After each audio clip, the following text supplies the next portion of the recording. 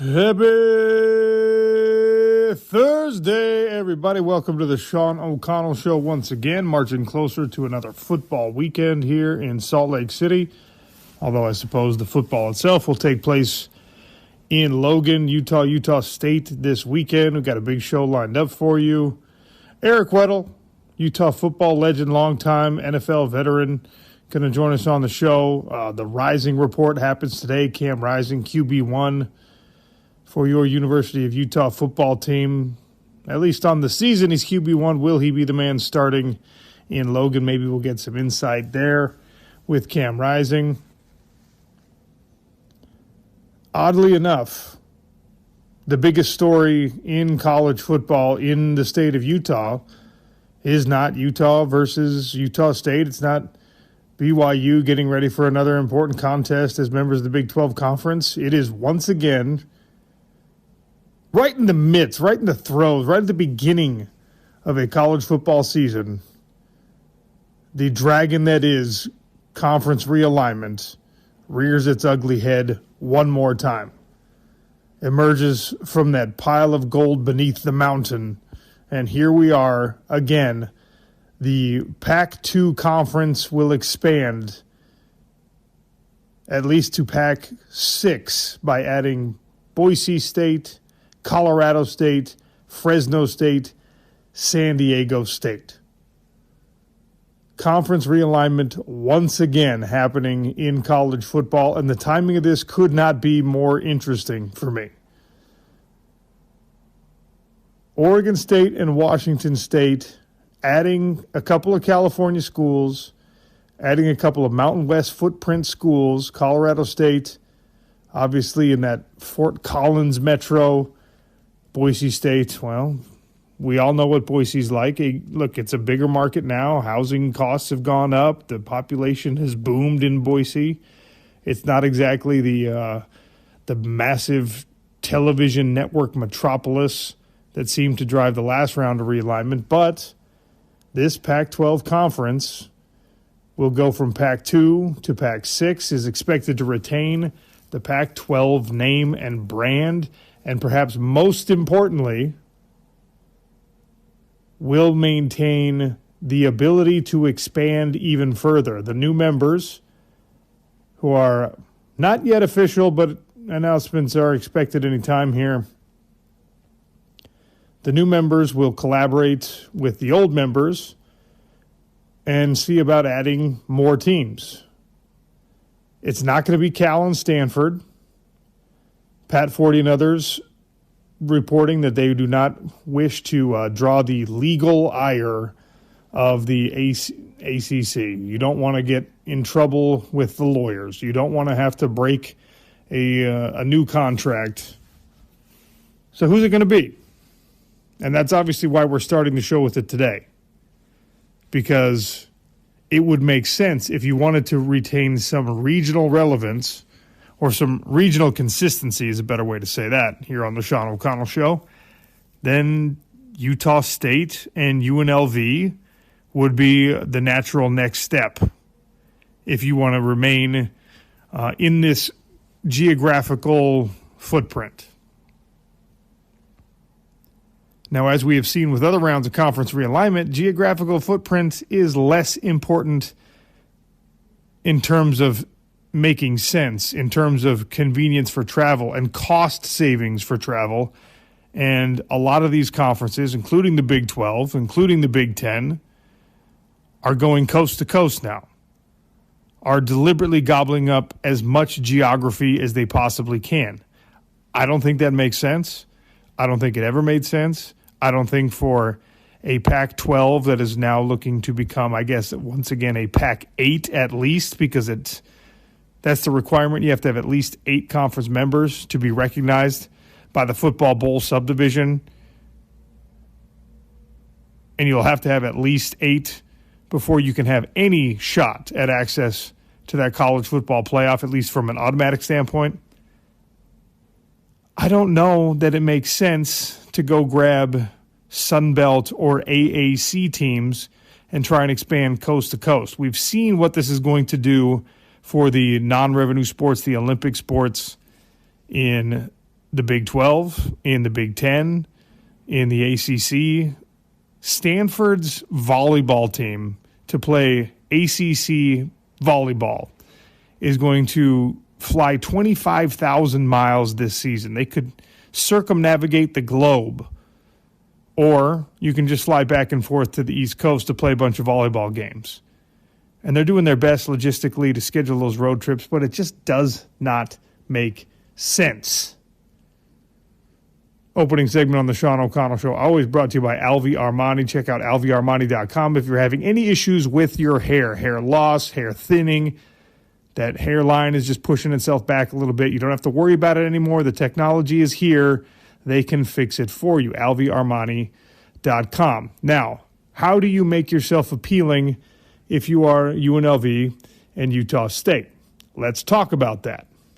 If you are in Logan, Utah, how do you make yourself undeniable to a reorganized zombie Pac-12 conference or Pac-8 conference or Pac-10 conference or whatever they eventually decide that they are going to be?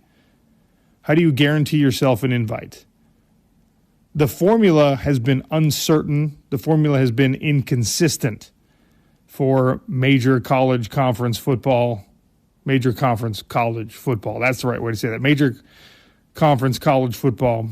At one point, cared about your wins. At one point, cared about your championships, cared about what you were doing on the field. Well, those days are in some ways gone. Colorado did not get an invitation to the Pac-12 conference because they were a successful program. Colorado did not get an invitation to the Big 12 after the Pac-12 started to crumble because they were a successful program. They got invited to the Big 12 because they were relevant. They were interesting. They were producing revenue. They were producing television ratings. How do you do that in Logan? How do you do that if you're the Aggies? How do you get people to think about you and get people to talk about you? It's not quite this simple, but one way to get that started is by pulling off a major upset this weekend against the University of Utah. In fact,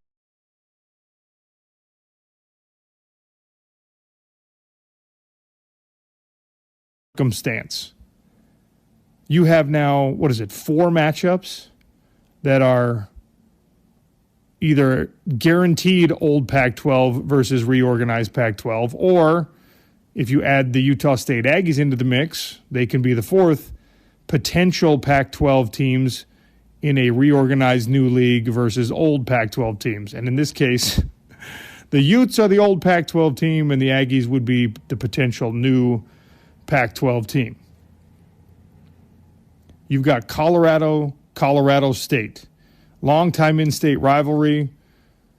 Interesting game with some venom and some vitriol. And now Colorado State is getting a seat. It's like the booster seat at the adult table, because the reorganized Pac-12 conference is not going to be an automatic qualifier in an expanded college football playoff. They're not going to be big boy football, at least not yet, not guaranteed. But what they are is a safer landing spot, a better revenue producing spot for Colorado State. It's a half rung up the ladder, and you're still well behind the Big 12. You're still going to be well behind the ACC. You're going to be light years behind the Big 10 and the SEC, obviously, in whatever this Pac-10, Pac-8 becomes. But by trimming some of the fat from the Mountain West Conference and the teams that are less important, less recognizable, less competitive, you are now offering Boise State a chance, Colorado State a chance, Fresno State and San Diego State a chance at being on the right side of the line when the you-know-what hits the fan again. And most important, you're allowing Washington State and Oregon State to avoid being true independents. We talked about that when the Mountain West Conference scheduling window closed. True independence is an absolute nightmare for scheduling, and they've avoided this by recreating their own conference, by biting down and insisting that, no, we belong in major college football, even if it means we have to elevate other teams to be at our level. And even if it means that we have to dig deep into whatever those leftover Pac-10, Pac-12 coffers are and offer some financial life rafts to these other football programs, because this is all about football, these other football programs that are on the rise. A Pac-8, you have to get to at least 8, so let's go with that. A Pac-8 that includes Boise State, San Diego State, Fresno State, Colorado State, Oregon State, Washington State, and who else? UNLV, Utah State. That's what I'm going to go with right now. UNLV is a program on the rise. It is most importantly in a city that is becoming a major sports town. You go all the way back to when the Pac-12 had lost UCLA and USC before the real dissolution of the conference, before it really all fell apart, before Oregon and Washington jumped ship, before Colorado made their announcement. I was campaigning for UNLV and San Diego State to be the additions. You get the Southern California footprint, and then you get this rising, climbing market in UNLV that if you just invest the right way, you should be able to recruit pretty darn well to UNLV. You should be able to create some NIL opportunities, unique ones for athletes at a place like UNLV. There's no excuse for UNLV's athletic programs to be as bad as they are. Can Utah State hitch themselves to a wagon like that and say, yeah, we'll come with you. We belong with you? How do you get people to pay attention? How do you get people to say, hey, what about Utah State? Look, you can't just win your way into these conversations on the football field, but I promise you an upset victory over Utah would go a long way. Colorado State. Old Pac-12 team versus new Pac-whatever team. Washington State. Old Pac-12, now Big Ten team against one of the tent poles of this reorganized Pac-12. Same is true for Oregon State. Oregon moves on to the Big Ten. They were once a cornerstone brand for the Pac-12. Now Oregon State assumes that mantle. Can Utah State use this weekend as a launching point to help campaign themselves into an invitation? It's the other members that are going to decide. And obviously they're going to get input from television executives and from the powers that be.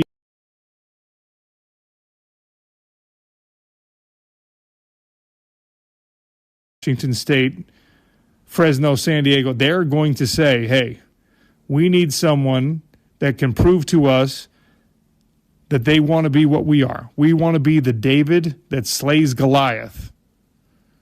Utah State's got a really strange opportunity, a really unique opportunity this weekend to insert themselves into the consciousness of a football public and a conference on the rise, or a conference that is just starting to find its way, because we thought that the Pac-2 was dead. They're on life support, yes. They're a zombie with one arm hanging off, yes. But they are not going away. They are not giving up. Utah State, potentially a Pac-10, Pac-8, Pac-12 team. Rewind to 15 years ago, before Utah was even in that conversation. Get in that time machine and tell someone in Logan, hey, someday you're going to be a Pacific Conference team. Everyone would have laughed at you for good reason. The conference realignment carousel is spinning yet again, and we are in week 3 of a college football season while it's happening. Just a couple other things to consider here on the Sean O'Connell Show on a Thursday as you tune in. What does it mean to be a Pac-12 school, or to have that Pac-10 brand associated with you? They'll probably go back to a Pac-8 or a Pac-10. I can't imagine them finding 12 teams, because going coast to coast and going with a shirking the regional footprint, I should say, is just a terrible idea. It's too expensive, and this conference is not going to generate a whole lot of interest from television network partners. Although, look, the CW is a player now with those ACC games. Maybe this is what gets Apple involved because the price point will be correct. I just can't imagine. I can't imagine that this is sexy enough for one of those big streaming services to really want to use it as its foray into college football. I love Oregon State and Washington State as sort of little engine that could brands. I do. They're awesome. I told you there's a big difference between where they are and where a lot of these Mountain West Conference rosters are, and I believe that. But I don't know that you're going to see a lot of television executives or streaming service executives champing at the bit, climbing over one another to try and get to the front of the line for a reorganized Pacific Conference that includes effectively mid-major teams. Now, Boise State has been a media darling in the past. San Diego State has done the same. I think UNLV is perhaps the next one if they can get an invitation. In basketball, Utah State has had some incredible years and has made their mark more on that front than on the football front, although they're respected in football. We'll see if Nate Dreiling can put anything together for this year to keep them front of mind for that conversation. But what you have now is a strange little weekend where suddenly it matters more for Colorado State, it matters more for Utah State than any of them. Colorado State already got their invitation. Utah State is just trying to jump up and down like the little kid in the back of the room. Hey, what about me? Hey, what about me? Well, what about you? If you can beat Utah, now we're going to at least have a conversation.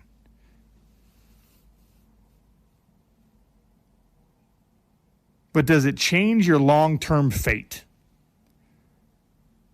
If you're Boise State, if you're San Diego State, if you're Fresno State, does it change your long-term fate if you're Washington State and Oregon State, more importantly? When the guillotine drops and the power conferences separate themselves from the rest of college football, because we know it's going to happen. Kyle Whittingham told us it would be 20 months to 4 years before it happened. There's not a guarantee that Utah and BYU end up on the right side of the line. I don't think this does a lot to help make sure that Washington State, Oregon State, Utah State, UNLV, San Diego State, Colorado State, I don't think it does anything to change their long-term fate. So what does it do? Well, hopefully you get a decent television network to slap together a deal. You collect, 10, 20, 30 million more dollars. And that sets your athletic department up for a little bit more success as we march towards an era of revenue sharing and everything else. It's not going to be easy to compete, and it's not going to get any easier just because you have the Pac whatever brand associated with you.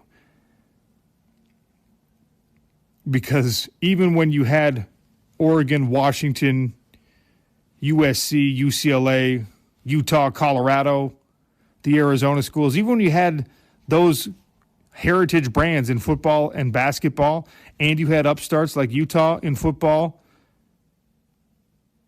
it didn't move the needle. Didn't blow anyone out of the water revenue-wise. Couldn't get Apple to fork over the $40 million a year. ESPN laughed you under the table when you said you wanted $50 million a year. They're going to go ahead and give $75 a year to each school in the Big Ten. I don't think it changes your fate. When the line is drawn at 60 teams or 40 teams or any number that is less than 132, which is where we're at right now in FBS football, I just don't know if it changes your fate. Now, maybe you become the leaders marching into a new era where you are separated from the Big Ten, the SEC, Notre Dame, Florida State, Miami, and hopefully Utah and BYU have a place at that table. But even if they get invited to the Pac-12 conference, the reorganized on life support Pac-10, Pac-12, the Aggies are going to have a really hard time ending up on the right side of that line. And so is everyone else who's being led along and being perhaps enticed by this invitation from Oregon State and Washington State. Hey, come be part of big boy football. It's not really yet. It's not quite. But you can make some statements this weekend if you're Colorado State, if you're Utah State, if you're Oregon State, and if you're Washington State. You can make some statements. I don't know how much it's going to matter in the long run, but it'd be a hell of a thing to be talking about on Monday. All right, that's enough about conference realignment because the speculation is going to continue. We will keep you updated here on your home of the Utes, ESPN 700, about anything relevant to the Aggies, to the Utes, to anyone nearby. The Mountain West Conference now is going to be in the same situation that the ACC is going to be in pretty soon, that the Pac-12 was in not so long ago. Everybody left over seeking a life raft. Hawaii and Air Force and New Mexico and all of those teams are looking around like, what did we do? What did we do wrong? Why are we getting left behind here? We had a good thing going. We were a respected mid-major league. And now you're taking our best brands, you're lopping them off the top, and we barely have 8 teams left to be recognized as an official FBS conference. It's going to get crazy again. And it's not just at the top levels. It's even in the mid-major world. Does the Mountain West backfill? And if you do, what do? You elevate Weber State, Montana, Northern Arizona to try and fill out the Mountain West Conference? I mean, it's getting ugly out there, folks. Everybody grasping for a safe place to land. Right now, Utah and BYU have their safe place, but that is still shaky footing. So I guess congratulations to Colorado State and the new California schools that are joining a Pac-8, Pac-10, Pac-12 conference. Do us all a favor. Call the Aggies. Tell them to jump on board with you. We'll get into the matchup more this weekend in Logan. More relevant things. Utah's got a game. Utah State's got a game. BYU's got a game. Big 12 action happening. It's actually football season. I don't want to talk too much about realignment. Sean O'Connell Show continues on a Thursday. It's your home of the Utes, ESPN 700.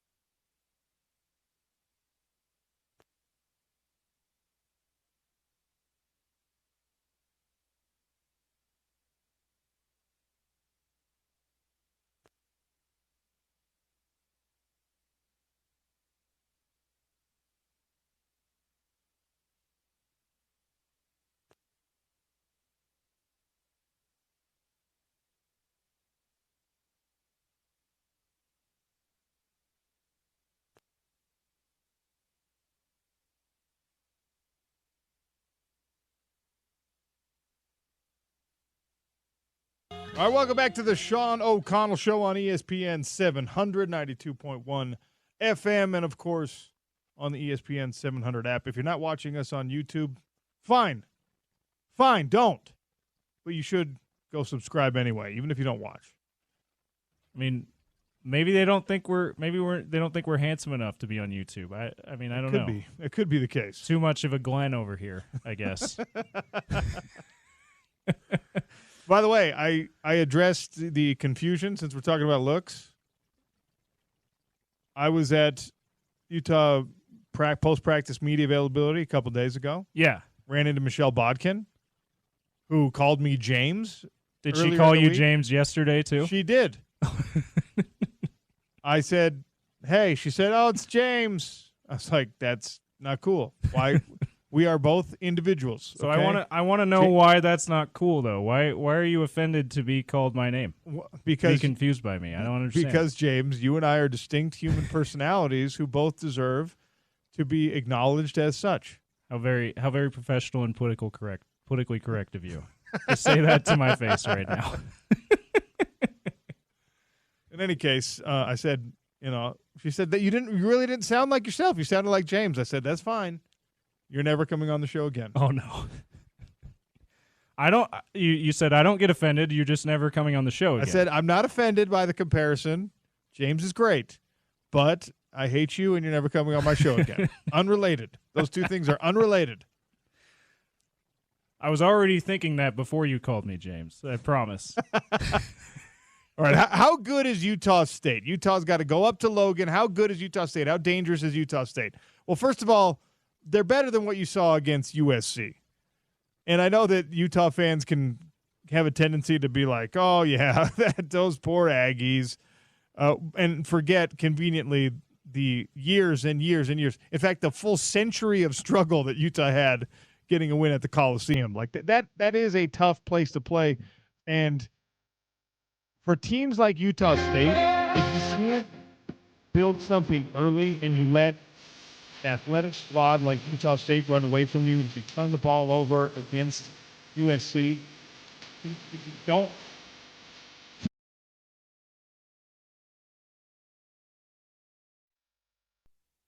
BYU, when you are a coach who specializes in one area and you have a bit of a blind spot in the other, the hardest thing to do is to hand the keys of half of your team over to somebody else. And it's clear that Lincoln Riley did that for Danton Lynn. That was probably part of the negotiation. If you're Lynn and you're like, I don't know, man, it seems pretty disloyal to jump across town to the crosstown rival. Like, if you're going to make this worth my while, they probably doubled his salary, if we're being honest. But also, you got to give me the control that I need. You got to let me be the associate head coach, so to speak. And you got to let me handle the defense. And USC is much better this year because of that. We'll find out how good they are, the Trojans, because the defensive improvements have been obvious through 2 weeks, but it's not a big enough sample size for USC, for Utah, for anyone else. They're on the road at the Big House this weekend. Ooh. Sorry, next weekend. They got the bye. Oh, okay. That's sorry, September. Next week. Okay. September. That's a big matchup, though. September 21st game. Yeah. To have a top 20 team that thinks they're a top 10 team hosting you, like that. So we're going to find out more about USC, but the reason I'm talking about the Trojans is because they just worked Utah State. And the Aggies, you can lull yourself to sleep thinking, oh, they're not very good. Oh, you don't have anything to worry about with them. There are some things that you have to pay attention to with this Utah State team. Good in the run game. Tough offensive line, right? And I think Rasul Faison is like 7 yards a carry so far this year. Now, don't make me qualify it every time, sample size. But even against USC, he went for 6 yards a carry. So if you allow them to possess the ball and control the ball, they are probably going to try and run it on you. I know how everyone feels about Utah's defensive front. I know how everyone looks at that and says, oh, well, fine. Run your strength into our strength. We'll take care of you every single time. Look, in week 1, Southern Utah had a guy go for 7 yards of carry on you. Targi Lamson is not as good as Faison is. All right? The offensive line at Southern Utah is not as good as the offensive line at Utah State. I'm not sitting here trying to tell you that the Aggies are going to beat you. What I am saying is you have to take every team seriously, and especially a team's strength. That's a place where the Aggies are pretty solid. And, again, you're going to have to just eliminate all hope. You're going to have to, whatever glimmer there is, that light at the end of the tunnel, you need Lander Barton to eclipse that. Yeah. If you're if you're an Aggie and you're like, there's some green grass, I'm going to run to it. I want to see 8 showing up in your field of vision and just demolishing you. Hasn't happened a ton so far this year. We talked about that 2 days ago on the show. Who are the players that you need to see emerge? Well, everyone in the run defense, okay? Every run stopper on this Utah defense against Utah State, that's going to be the thing. We love Bryson Barnes.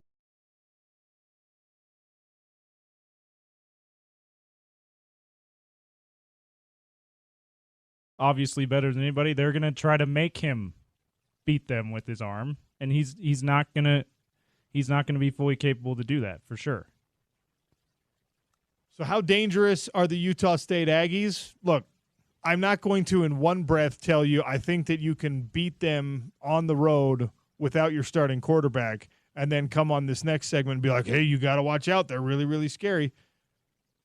But they are an in-state team, and there are 40 guys on that roster who wish that they had been offered scholarships to the University of Utah and are going to have a chip on their shoulder because of it. And they heard Brant Keithy say, I don't consider them a rival.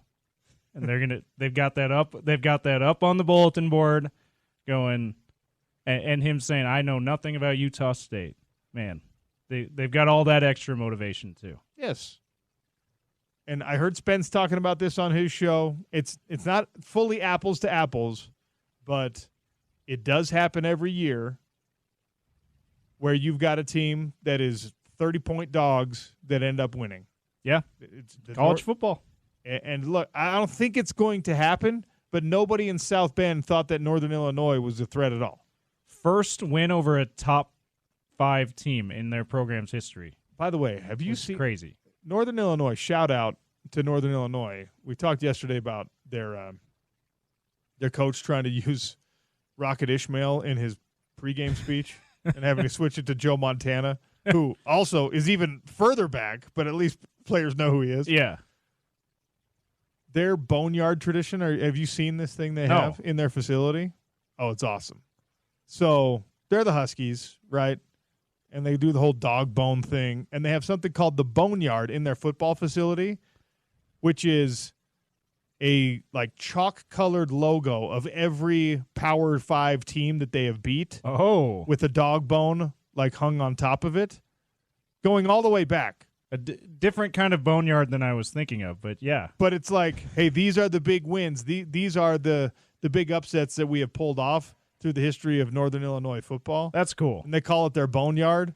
So Notre Dame gets hung up pretty soon in the boneyard. And it'll be the Fighting Irish logo washed out in like a sepia tone, like a chalk color that matches the rawhide bone. I think it's a rawhide bone, or maybe it's an actual bone that they put and they hang on top of it. It's pretty cool. That's cool. It's a cool little like display. It's a cool little flex. It's perfect for a mid-major program.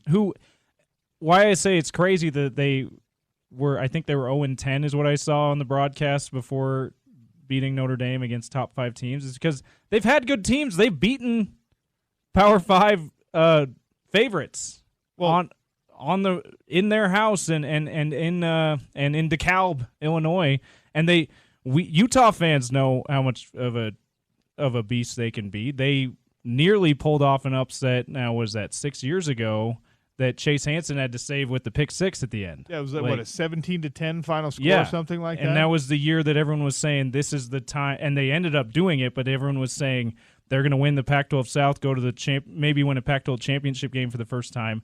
They ended up doing it, but that certainly raised a lot of eyebrows. Like, whoa, maybe is this team capable of doing that? Northern Illinois did that to Utah not that long ago, so it surprised me that they hadn't had a top 5 win against a top 5 team until then. They had a great pass rusher, Sutton Smith or something like that. That's right. Yeah, Sutton Smith. He was really good. He was maybe their only draft pick that year. Led the conference for like 2 years in a row. And if he was drafted, I'm fairly certain he was drafted. Top 10 in the country in sacks. Like, he was a good player. And by the way, I thought that some of this upset stuff would slow down or even cease in the transfer portal era, because what allows the Northern Illinois and the Utah States and the Southern Utahs and whoever else, the Montana States, what allows them to pull off these upsets sometimes is that they are populated by under-recruited individuals who are just as good of players as you've got at Utah or you've got at Notre Dame, or they don't have as many of them, but you've got guys that are good enough to be starters elsewhere. And they stand out. But they fell through the cracks, and so they end up at Montana State, or they end up at Northern Illinois, or they end up at Utah State, or whatever. Like that in the transfer portal era shouldn't happen anymore. No. Those guys, even if they fall through the cracks as high school seniors and then college freshmen, at some point somebody should be like, "Oh wow, look at this guy! Look, Paul Fitzgerald. Look at him." Jack Kelly, who went from Weber State down to BYU. Maybe they spend a year or two at the lower level school, but not 4 years at a Northern Illinois. I didn't think it would happen anymore where these teams were capable of pulling off these upsets, because those guys are fewer and further between on the Group of 5 rosters and on the FCS rosters now, because they get poached. But guess what? It's still happening. And that should show you how important coaching is. And Nate Dreiling, in a tough situation, has done a great job coaching so far at Utah State. USC game is a false flag on this Utah State team. It is not who they really are. And we've seen it happen everywhere. You saw it happen with the Utes. You've seen it happen with the Cougs. You've seen it happen with the Aggies, where they just don't show up the way they need to one week. 48-0 USC. You have to have your best game if you're the Aggies to even put up a fight against USC, and they had a bad game. That doesn't mean they're going to have that against Utah, so don't get too comfortable. Are the Aggies dangerous? In their own way, yes. Should you beat them? Every single Saturday, twice on Thursday. That's how you have to say it for college football. Yeah, and no matter where it is. Yes, you should beat it. Doesn't matter that it's at Maverick Stadium this Saturday. If you're a team like Utah. But your run fits better be on point, because this team can run the ball. They have talented players in the run game, both on the offensive line and in the running back room. Marching towards the Rising Report coming up here in just a few minutes. It's the Sean O'Connell Show on your home of the Utes, ESPN 700.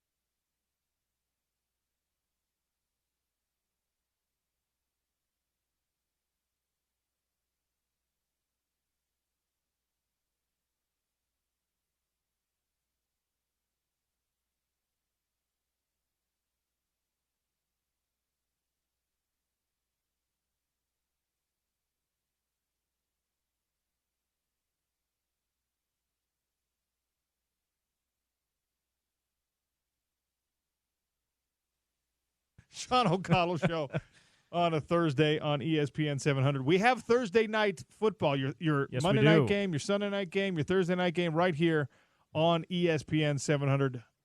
Dolphins, Bills. Pretty good Thursday night matchup. Little playoff rematch, right?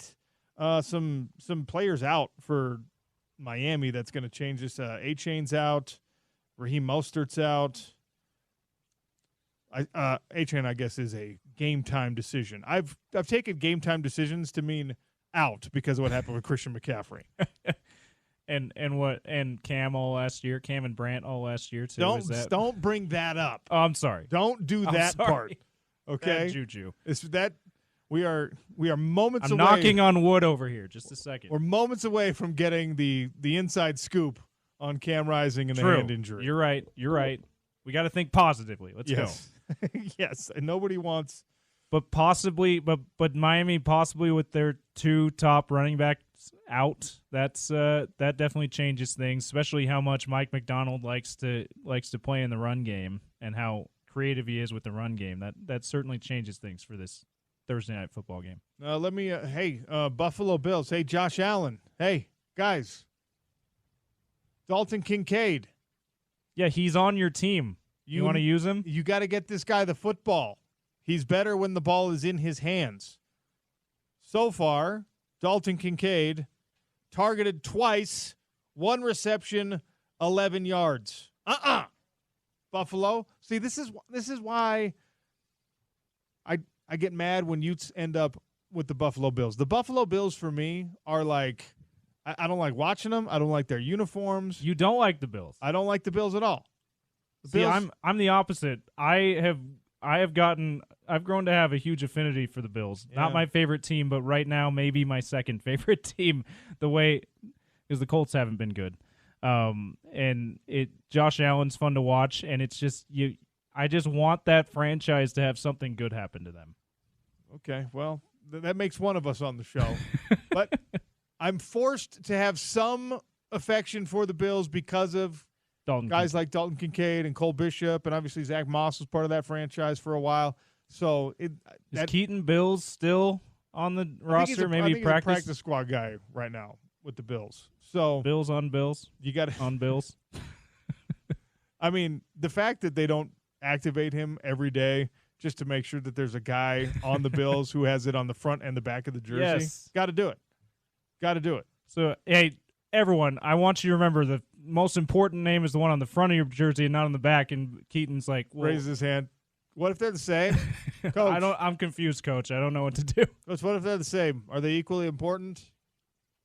Coach is just like, that's why you're cut now. You're gone. That's why you're in the practice squad, son. You're going to go play for those kind of questions. You got to go play for the Browns now. Bills on Browns. Not as good. Not as much of a ring. Nope. Not as big of a deal. You got a Weber State alum on the Bills as well. He left the game in week 1, right? Taron Johnson, is that you're talking about? I don't know. Is his status? Do we know his status for tonight's game? Not on the official report that I'm looking at right now, so we'll see. He's a great story too, by the way. A guy coming from Weber State, and now he's getting close to 10 years in the league. That is a let me see how many years he's got. He's officially a veteran now, at least if he's not a double-digit guy. Like, to last that long coming out of an FCF school, like that tells you about the work ethic, and it tells you about what you were just talking about last segment about got talented guys slipping through the cracks and making it big with the second chance here in the pros. Oh, status, he's out for the game. He's out. Congratulations to you on being old, because he is he's in his 6th year in the league, and you're like, but it's been 10 years. Okay. No, that's what but happens. he is officially a veteran, though. That's what happens when you get old, James. It's what happens when you get old. True. All right? You're like, oh, Taron Johnson, that was forever ago. Nope, it was actually in 2018. 6 years ago. It wasn't that long.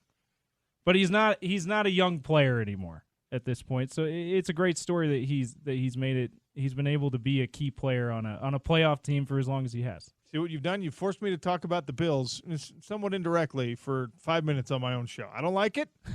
But Weber State, great. Congratulations to Taron Johnson on a great career. However, he is out. Yeah, Bills, Dolphins, Thursday Night Football. You can hear it right here on ESPN 792.1 FM. Got to take a break. Rising Report coming on the Sean O'Connell Show. Your home of the Utes, ESPN 700.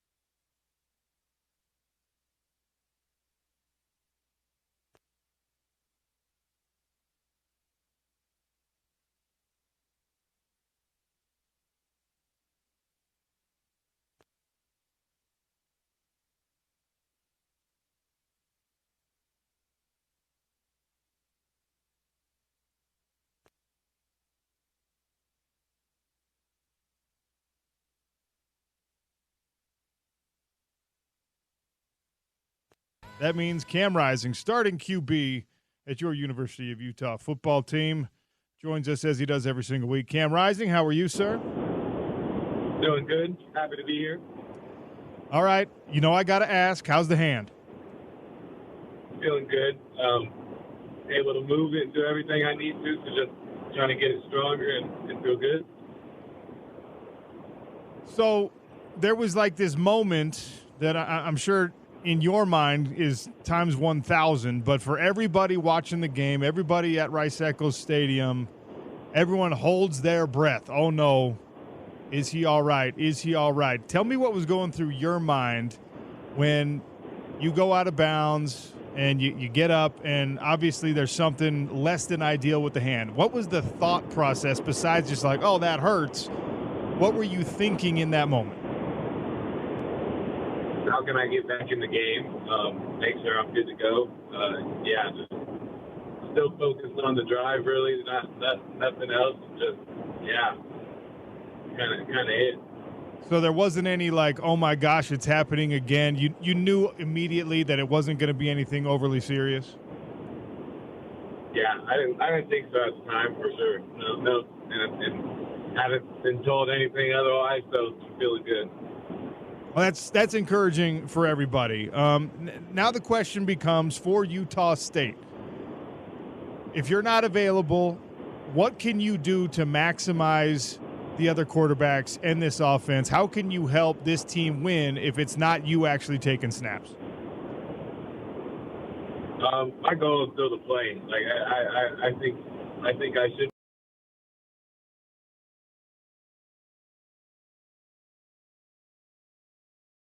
Try and make sure I'm watching film with them, tell them what I'm thinking on these plays, and kind of hopefully they can help them build their plans when they're running the plays. Is there any thought process for you of like, hey, we can win against Utah State without me at 100%, so let's make sure this hand is definitely good to go, all the way better before we head to conference play in Stillwater?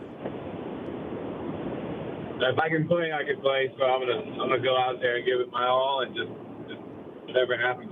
But yeah, I feel like I should be good to go. All right, I'm going to move on from talking about the hand because that's going to work itself out. I want to talk about how you felt game two back. Obviously, you were productive early. Your defense got you into good positions. Before you exited this game, how did you feel like your performance was going, and did it feel like you were in your second game, because really it was your second half of football for the year after what you left early from Southern Utah after the big lead? Yeah, I felt comfortable out there. It was good. I think the O line did a phenomenal job just protecting me. It was a good, clean pocket, and yeah, just a good day. Would have loved to landed some more shots and stuff, but can't get them all, and just gotta be ready for the next opportunities that come. So Money Parks got a little bit more involved offensively early in this game while you were still in. I know that's something, you've got so many weapons at your disposal. It's something we've talked about on these last couple shows you've joined me. How good was it to get Money involved? Oh, I love seeing Money score. He usually gets to that end zone a lot faster than a lot of other people, and just as a thing of beauty when you get him one of those little fly sweeps like that, and he's able to take it to the crib like that. When you guys were putting that play in, or when you guys were practicing that play, did you have some feelings that that was definitely going to freeze the defense and Baylor wasn't going to have an answer for it, and you thought it would be a big one? Oh yeah, they were definitely fooled. If you go back and watch the film, it was pretty funny seeing those defenders going the other way and stuff. It's a great play call by Coach Ludwig, and just got to keep coming up with some great creative plays like that. You probably watched the All-22, so on the television broadcast, the camera guy was faked out. I don't know if you saw that, but the camera guy bit on the fake. I saw. Oh yeah, it was fun. Even our film kind of goes a little back and forth, so it was a good time. And anytime you have a fake that good that pulls a cameraman, it's going to usually result in a touchdown. Cam Rising, our guest here on the Sean O'Connell Show. The Rising Report is always brought to you by Prices Guaranteed Doors. Heading into Baylor week, and now Mekhi Bernard, Kyle Whittingham said he's as close to a RB1 as we have. He had an excellent game. It was needed, obviously, with the way that the offense changed after your exit against Baylor. How good did it feel for you to see your guy Mekhi Bernard go over 100 yards? He's a bad man, and when he's running with aggression like that, it's a thing of beauty, and just helps our offense so much because he's so productive in the pass game, and when you have him going like that in the run game, it's going to be a good day, and usually just makes it that much easier for the whole team.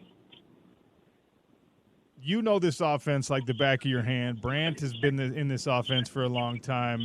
Does Mekhi Bernard know this offense just as well as you all do? Oh, absolutely. I mean, God forbid anything happened to all the quarterbacks. I back in COVID, he was going to be my backup when we only had one quarterback in the room. So he's definitely a guy that knows the offense. Mekhi Bernard could have been a quarterback, a running back, a corner, obviously, that he had to play in the Rose Bowl. Can he punt? Can Mekhi Bernard also punt if you need him to? I don't know if he's got that in the bag, but he can do a whole lot of things on that field for sure. What are you seeing on film from Utah State? They're a good team. They like to play a lot of zone and just try to make some hard looks for the quarterback and just change things up and play 3 deep and 2 underneath with bringing some pressure. It's a good defense, and then they do a good job holding some teams to some decent scores. I mean, I know SC got after them a little bit, but yeah, I think they'll be excited to play us. Have you been in contact with Bryson Barnes at all this week? We had him on the show earlier this week. I guess it was on Monday. Have you talked to Bryson? A little bit, nothing too crazy. I'll look forward to seeing him after the game and talking to him. But yeah, just excited to play him. I know he's chomping at the bit to probably get out there, so it's gonna be a fun game. With the transfer portal and everything, it's different. It's different than it was back when I was in school. But how are the relationships after guys transfer? Because you know reasons why people transfer. You know why Jaquindon Jackson is in Arkansas. You know why Bryson Barnes went to Utah State. Do the relationships stay pretty consistent? Yeah, I still have love for all those guys. I mean, any guys that you can win a championship with and just know for that long and spend time with them and just really get to know them, you're going to have a good relationship with them. And I love seeing them still succeed and be successful, but it's hard when they're playing you. That's usually a tricky situation, and usually you just want to make sure you get the upper hand on them. I was out at practice yesterday, and I asked Van if he's ever tried to sack a former teammate before, and he kind of laughed and said, "No, I don't think I have." I mean, for you get to sit there and you're gonna be watching when Bryson's on the field, no matter what the situation is. For this defense, who's friends with the guy, now they got to get after him. That's funny. I think they'll be excited. There's been a few times back in the day where some of them were live with him, and they always try to get after the quarterback. So it'll be nice to finally put all that stuff to rest, and we'll see what really happens when the quarterback's alive. Or when you look at the way the Baylor game played out, and you guys obviously jumped out early, no scoring from Utah in the second half. The offense did bog down a little bit. How can that be prevented against Utah State? You don't want to see this offense become one-dimensional if you're not able to throw, if you're not able to be 100%. How can you prevent this thing from bogging down as a squad if there's no Cam Rising tossing the ball all over the yard? Just stay locked in. I mean, there's not just one player that creates an offense. This offense is full of playmakers, and regardless if I'm out there, it has to be the same approach and even just try to elevate your play just to be that much better for the guy next to you, just to make the offense go. I have confidence in the other quarterbacks and their ability to run the offense. So I think whoever's at the helm will be able to go in there and put some points on the board. Cam Rising is our guest on the Sean O'Connell Show for a few more minutes. The Rising Report always brought to you by Prices Guaranteed Doors. So Coach Witt expressed some, I guess maybe you would call it frustration. I don't know the right way to phrase it, but he said, look, the world can't stop turning when Cam Rising is not in the game. Now, I interpret this two different ways, right? It's a compliment to you that you are that important to the team and that much of a catalyst for good things on both sides of the ball, really. And it's also like, well, why is it only Cam that seems to have that effect?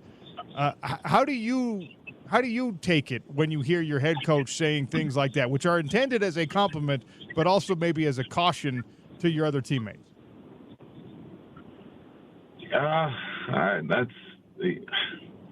I don't feel like I do anything crazy or anything special that would warrant that. But like, we just got to find a way to make sure we're engaged and locked in and ready to just play the best ball we can. Just because it doesn't matter who's out there, and there's no one guy that's that important in the building, and that's just kind of got to be the mindset of the whole team. Cam, I don't mean to argue with you because I'm a big fan of yours, and I appreciate you joining me on the show. But you absolutely do things that are special and different. Whether you're doing it deliberately or not, like we have empirical evidence now that you are this thing for Utah football, and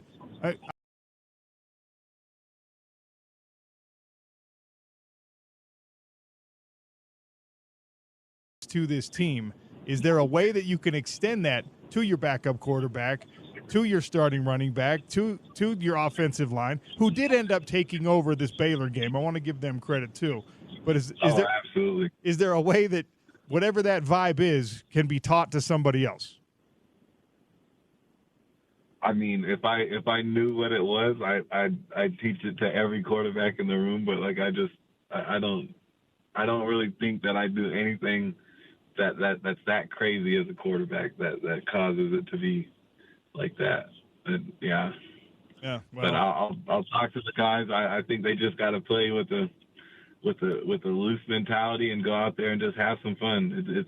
It's football. You don't have to be all uptight. It's not a life or death game. You just got to go out there and have some fun. It's fun when you scoring touchdowns and moving the ball in the right direction. And that's kind of just always been my approach with football. Let's talk about the offensive line, and progression from week to week to week is important at every position.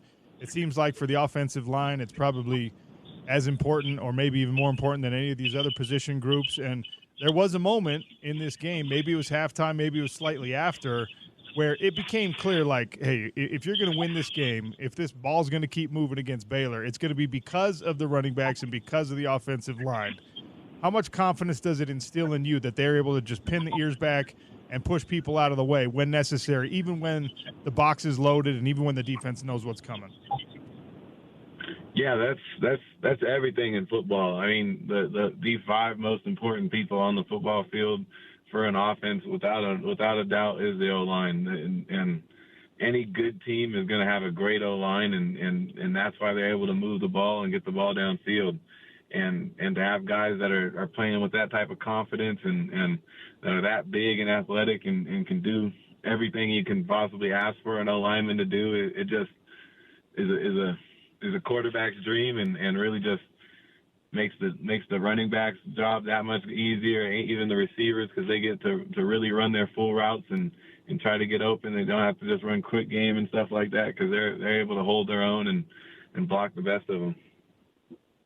Cam Rising for just a few more minutes here on ESPN 700, your home of the Utes. That's your starting quarterback, Cam Rising. I want to talk about the defense because, again, just like the offensive line kind of had to take things over, Baylor started pushing. Baylor started to feel confident. DeQuan Finn started to make things happen with his legs, and the defense had to step up. Nate Ritchie had a great game. Van Fillinger had another great game. Obviously, you saw good things from Connor O'Toole from the very, very early part of this game. So your confidence in the defense and especially seeing those guys kind of rise to the challenge as Baylor started to build momentum.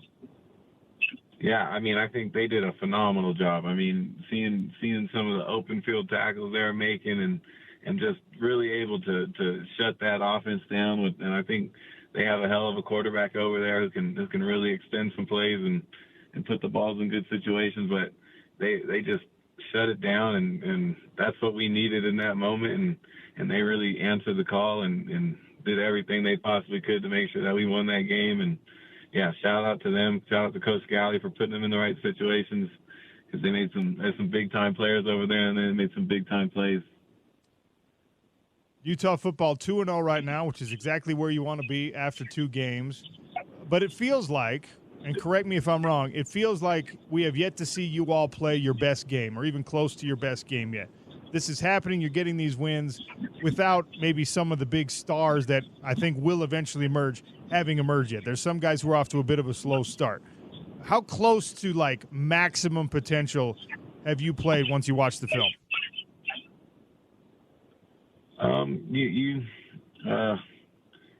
I'm not sure. I don't really focus on that. I'm just focused on how I can and improve on last game and always get better, that much better this week.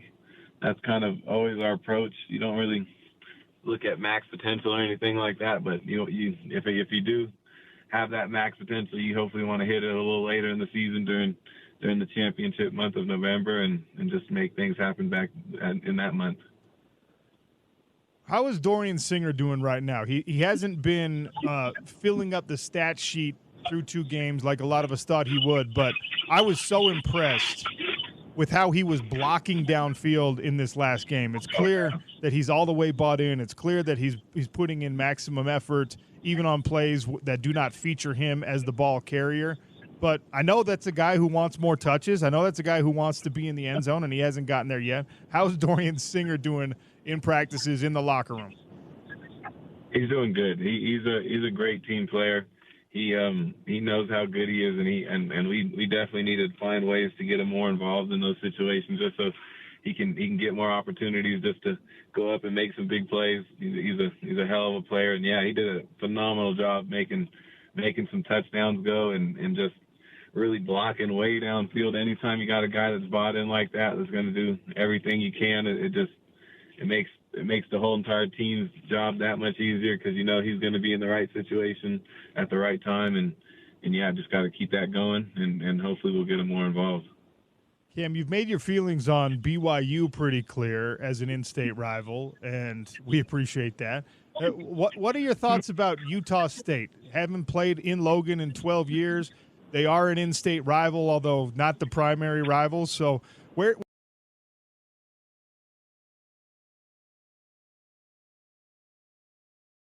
Utah State, I like their basketball program and stuff when I was growing up. So, yeah, I don't have nearly as big of a problem with them. I think that's how kind of everybody feels about Utah State. In fact, you'll find a lot of Utes rooting for the Aggies when they're not playing against Utah. That's not necessarily the case with BYU, but that is the case with the Aggies. Yeah, I understand. Yeah, no, I'm right there. I'm right there with those people. I usually like to see them doing good up north. So, yeah, I don't have anything bad to say about Utah State. Have you had an opportunity to watch, just like recreationally, watch any of the other games, watch any of the other Big 12 teams? And if so, is anybody jumping out and impressing you and maybe making you look forward to matching up with them later on in the season? That Oklahoma State is definitely a team that I look forward to. I think they had a duel with Arkansas and how they were able to come out on top right there. That was definitely a big time game by them. And yeah, just that's one team I saw. Besides that, just been watching whatever's on pretty much. And yeah, there's been some great football games. Hopefully we'll be able to play some of those good football teams later in the year. Teo Johnson had the blocked field goal for a touchdown. That's the first time it's happened at Utah since 1999. On the sideline after that happened, what was it like? It was unreal. I mean, that's like a video game like play. You don't really see those very often, and yeah, just a big time play, and to see them high fiving going into the end zone, it was a sweet touchdown, and anytime you can score like that, I always say it's a good drive for the offense, Cam, we always appreciate your time. Obviously, hoping that the hand heals as rapidly as possible. Everybody wants to see you out there as soon as we can, and thanks for joining me once again. Yes, sir. Appreciate you. That is Cam Rising, the Rising Report, brought to you by Prices Guaranteed Doors every single week here on your home of the Utes. ESPN 700.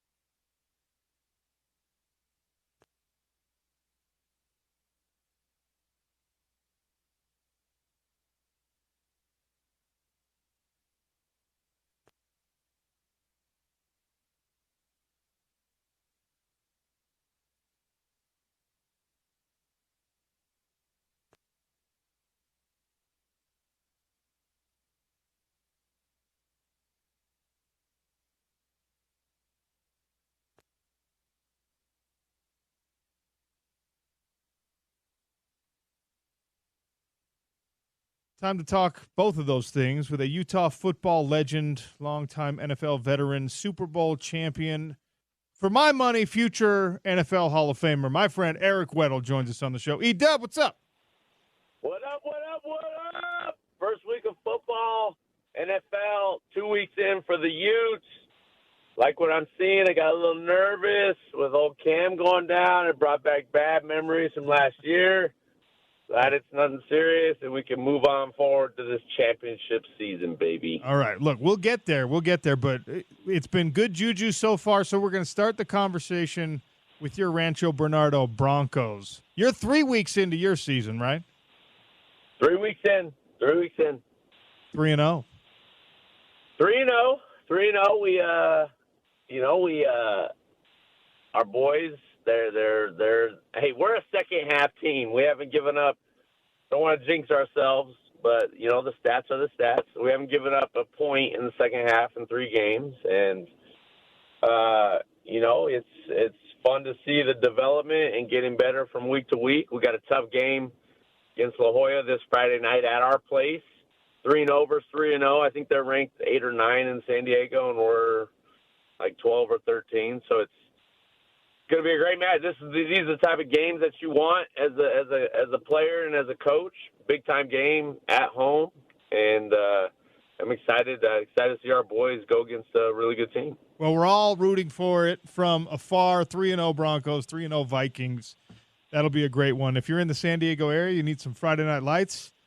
That's where you need to be. All right, let's talk about this Utah football team right now. You've already alluded to it. You already mentioned it. Cam Rising goes out before halftime, not because the lead was so big, not because, like Southern Utah, you wanted to rest him and make sure everything stays healthy.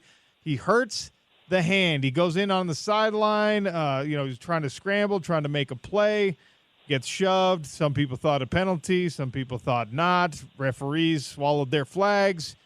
Most importantly, he comes up and the hand is problematic. He's out of the game for the rest of the game. Cam Rising, he says it's not a serious injury, Dub. He says he's going to be fine. Can you win against Utah State without him if you have to? By the way we played, I don't know. I just cannot believe.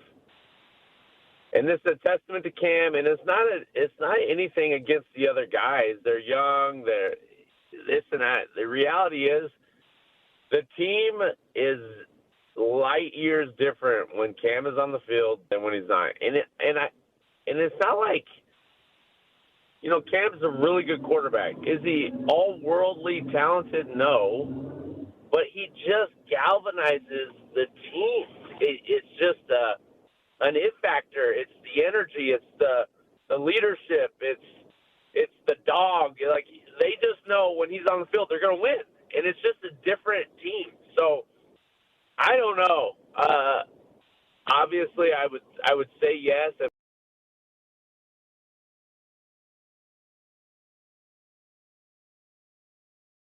Serious, I don't think it is, but nobody really knows unless you're on the inside, which we kind of both are, but we're not. So I'm just hoping for a quick recovery, so nothing derails this year, because this is a special group. I think this could be an amazing season, and Cam has to be on the field for that to happen.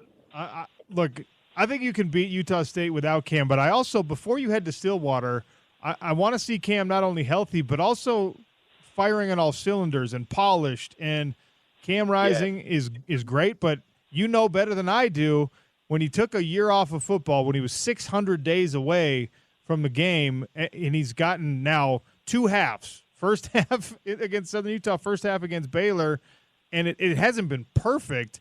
So you would like to see him available and polishing things up before you head to a tough conference game. That's as much of a question for me, as much of a concern for me, as beating Utah State without him. I 1,000% agree. You want to get in a good rhythm. You want to see it. You want to see it at full speed. You want to digest the information. All those things only happen in live reps, knowing that you can get hit at any moment. Like all the control practices and scrimmages, knowing you're not going to get hit, subconsciously you know that. Where on the flip side, it's live and you can get hit, and your decisions have consequences, especially at the quarterback positions.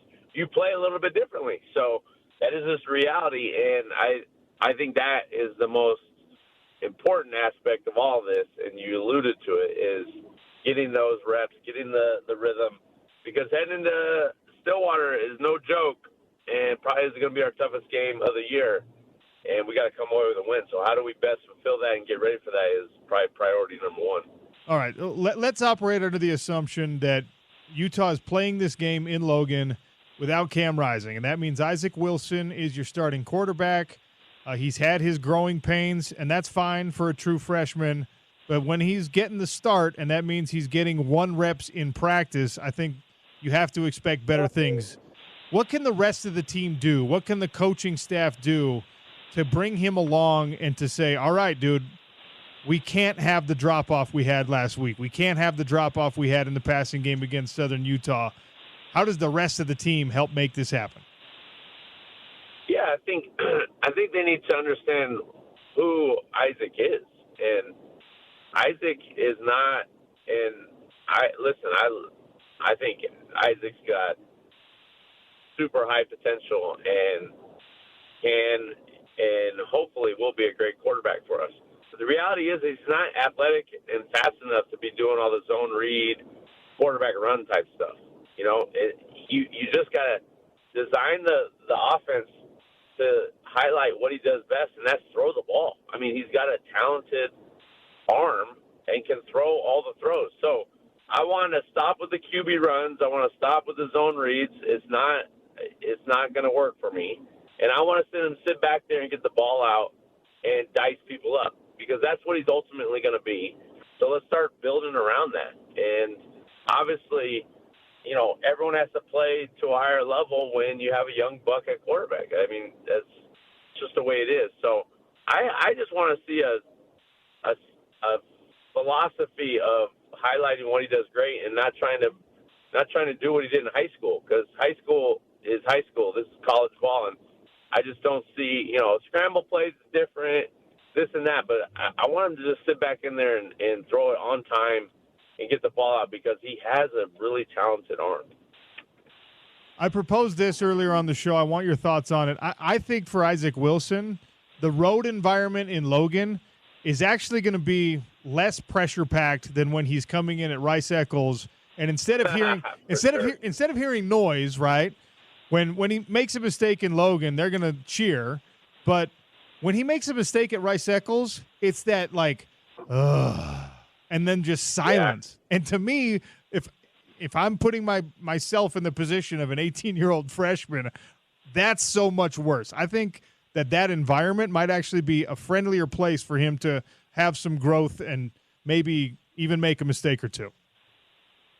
Yeah, I mean, it's just these younger kids have to learn how to be mentally tough and how to focus on the controllables, what I can control in the moment. And he's had a lot of success, and now he comes into this, and he's having his early struggles, and the fans and everyone around the program, Cam goes down, and we see the product, what it was last year, and it brings back bad memories. It's like a scab that we're having to itch off again, or we get a new scab. It's like, no, we don't want to do that again. We don't want to go back. And so it's hard for people to see the drop-off and know what that's like. So,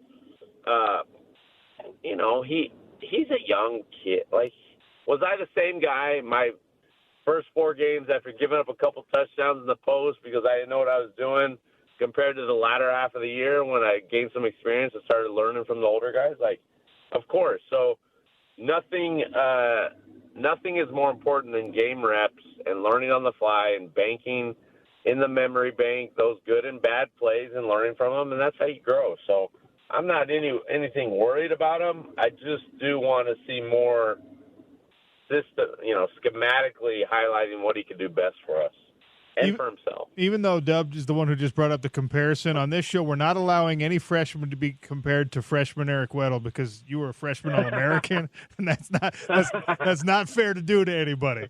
All right, we're not doing that on this show, Dub. Oh, that's funny. All right. Hey. I want to talk. You give me an attaboy, and I appreciate it, but it's still, I wasn't, You were. We'll move forward. Stop it. You were a great player for 4 years, all right? We're not going to pretend anything else. I want to talk about the defense, though, because, look, the silver lining for me in a game where Cam Rising leaves against Baylor and things drop off a cliff offensively, you still got to prove that you can win games like that. You still got to prove that you can win ugly. And it took some time, but the offensive line stepped up, the running game stepped up, particularly Mekhi Bernard.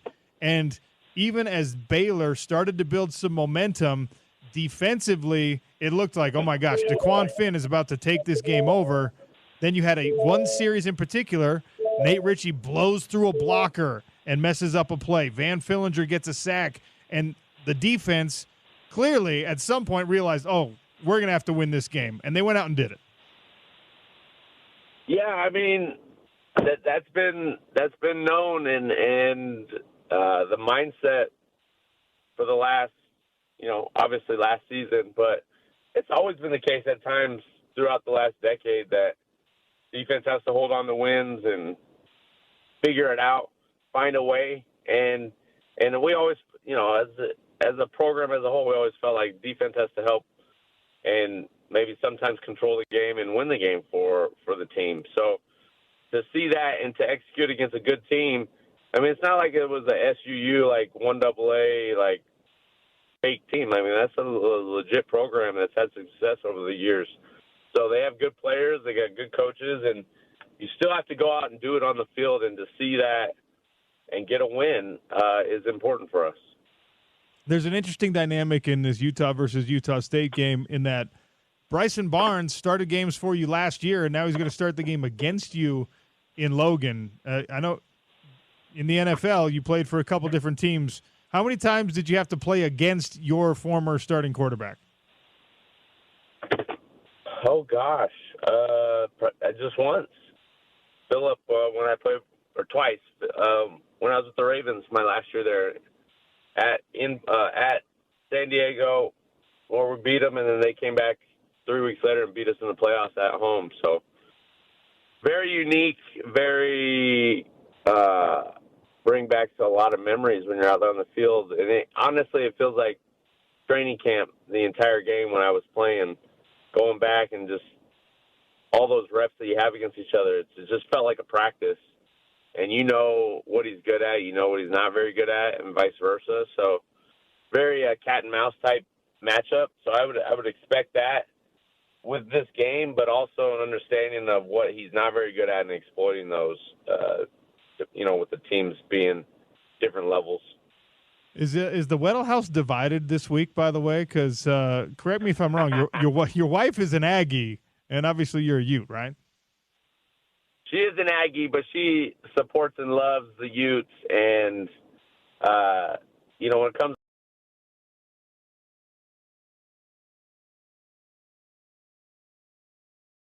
soccer, it's Aggies all the way. But she knows there is no fight, and she bleeds a little red for sure. All right, that's good to know. Eric Weddle, our guest here on the Sean O'Connell Show, talking about Utah State. Utah, the landscape of college football in general. And, of course, as an NFL veteran, I got to make him talk some NFL with me. So, look, we had some great games. Interesting Monday night game, interesting Sunday night game, obviously the Thursday night game with the Ravens and the Chiefs. Yeah. Man, I asked you this last week, hey, can the Chiefs pull off the three-peat? And I see that game against a good Ravens squad, and the fact that now they've got Xavier Worthy to add problems for everyone in that offense with Patrick Mahomes and company. And I think more likely even than a week ago, I'm like, yeah, the Chiefs just give them the damn ring now. Yeah, it's going to be tough, obviously, for many reasons, but you can't deny the type of team that they are building around and how they play. I don't think they're all world, but I think the matchups do matter. And I think if there's a team that historically matches up better with the Chiefs, if they don't see them, not sure that they're going to lose, if I'm being honest. So, the Bills give them some struggles, usually historically the Bengals, but gosh, was there ever a worse performance than the Bengals at home losing that week? I mean, just so many weird games. The Rams playing with their fourth-string O-line and still having a chance to win shows a lot about that team and character and the head coach and that quarterback. Holy smokes, they're not a better quarterback trying to will their team. Then you got the Niners looking super dominant Monday night. Well, I mean, to not have much reps with those guys together and still go out and execute, and then the depth. I mean, the running back, never heard of him, rushes for whatever he rushed for, and just like, that's just a well-oiled machine. It's going to be tough to stop all season. So a lot of different storylines. Jaguars being the Jaguars. The Browns need to get rid of Watson ASAP, especially with everything coming out that had been come out. Not sure anyone with a conscience should have signed that guy, but it just tells you what, character doesn't really matter in the grand scheme of things. It's pretty crazy. I want to, going back to the 49ers and Jordan Morgan, who, just busts out of nowhere as the backup running back. Christian McCaffrey is named inactive. Look, the reporters played gotcha, and I don't like this because I am in the media, but he was asked after the game, hey, when did you know you were going to start? And he said Friday. And, of course, the announcement was made on Monday night that Christian McCaffrey would not be available. And now you got this rookie running back coming off a great game who's suddenly in trouble with his franchise and his organization because they weren't honest on the injury report. And, how are we supposed to manage this, Dub? How should an NFL team handle the injury report when technically they're supposed to tell the truth? I mean, I see no wrongdoing. They don't owe anybody to anybody what. Obviously, McCaffrey was on the injury report, right? Yeah, questionable. It wasn't ever that he wasn't on the injury report, so they don't owe anything to anybody. I mean, if I'm being honest, you don't owe it to the media. You don't owe it to the other team. Information is key in the grand scheme of things. So you want to limit the information that goes out. I can't tell you how many times I was injured, wasn't practicing or practicing with major injuries, and you don't want your opponent to know about it. So I tell the staff and the coaching staff and the injury training staff, I don't need to be on the injury report. I did everything. I was at practice, so I don't need to be designated with an injury. So there's things that were important to me. I don't want my opponent to know that I'm dealing with something, and as a team. So you're going to always have those. It goes on everywhere. So if they're going to slap the Niners with a fine or something, you better slap everybody because it happens every week. All right, last thing before I let you go. You mentioned it, the Lions and the Rams, a great Sunday night game, and in overtime, the Lions just said, we're not playing the field goal game. We're not going back and forth. We're just going to run this ball down your throat. Yeah. When you're on the wrong side of that, when you're on that defense and you know what's coming, how does that feel? It's really, really, really demoralizing that you're trying everything you can do, but as man-to-man, as a defense going against their offense, and there's really nothing you could stop, nothing you could do to stop the run, is very, very tough to swallow. So watching it, it was even more disheartening because they're giving their all. They've hung in there. They got young bucks playing everywhere on that defense, and to give a fighting chance, and then just for them to just say, nah, we're done messing around. We're just going to run the ball all the way down the field and score and win the game. It was tough. It's tough, and you just feel hopeless. You feel like all was lost. Like everything good you did in that game meant nothing because of the way you lost. So it's going to be a tough week. I talked to some of those, that I'm still close with out there with the training staff and some of the coaches, and that was a tough physical game. They are pretty beat up, and to these next few weeks, they got to manage it somehow because I think they could have a special year. They got the group, but they're just so injured right now. Dub, it's always great hearing from you. Good luck in your game this week. Let's go 4-0, and hopefully we're talking about the Utes at 3-0 next week. Appreciate you. Anytime. Let's go Utes. Let's go RB Broncos. And, hey, everyone enjoy the weekend. That's Eric Weddle, Utah football legend, longtime NFL veteran, team captain. I think got a real shot at being an NFL Hall of Famer when it's all said and done. It's the Sean O'Connell Show on your home of the Utes, ESPN 700.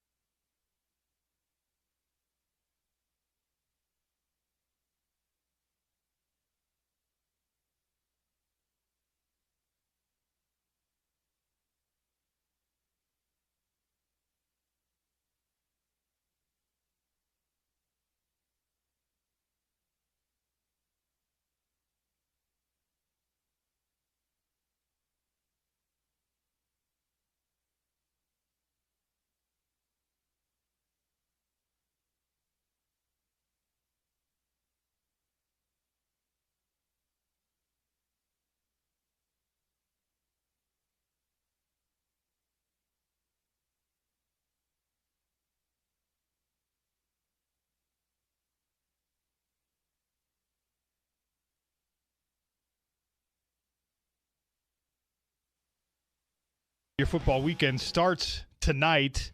You've got Bills-Dolphins in NFL action. You've got actually a sneaky good game, Arizona State, Texas State. Texas State, one of the best group of 5 schools in the country right now. Arizona State, I think, surprising a lot of us with the success they've had so far here on ESPN 700. Lots to talk about as the show continues. I want to remind everyone, FightCon is coming up. FightCon at the Mountain America Credit Union Expo Center. Look, you've got world champion UFC fighter Royce Gracie, the original, the OG, legend, coming doing a seminar. If MMA's not your thing, Carmel Moulton for some boxing seminar, okay? Kevin Ross, one of the greatest, most decorated kickboxers of all time, also doing a seminar. October 5th, a Utah bye week. You've got nothing better to do. Be down there in Sandy for FightCon, and then maybe, if you're lucky enough to have tickets, UFC 307 in Salt Lake City that night. All right. Focusing in on an interesting week 3, interesting because of that Thursday game I told you about, but also 3 in-state rivalries being played in week 3. Yeah, ones that we're used to having last week of the season. That's absolutely right. Rivalry week game, Civil War game. Except, I guess one of them is usually the Colorado ones. Are usually earlier in the season, but these other two. 2 of the 3 we usually play in rivalry week at the end, right? And they've been conference games in the past. For them this year. The Apple Cup is being played this weekend. The Civil War game, Oregon State, is being played this weekend, and that one carries a lot of intrigue because of the struggles we've seen from Oregon. Now, we had Jeff Schwartz on the show earlier in the week. He said they got the substitutions right on the offensive line. You don't have to worry about it anymore.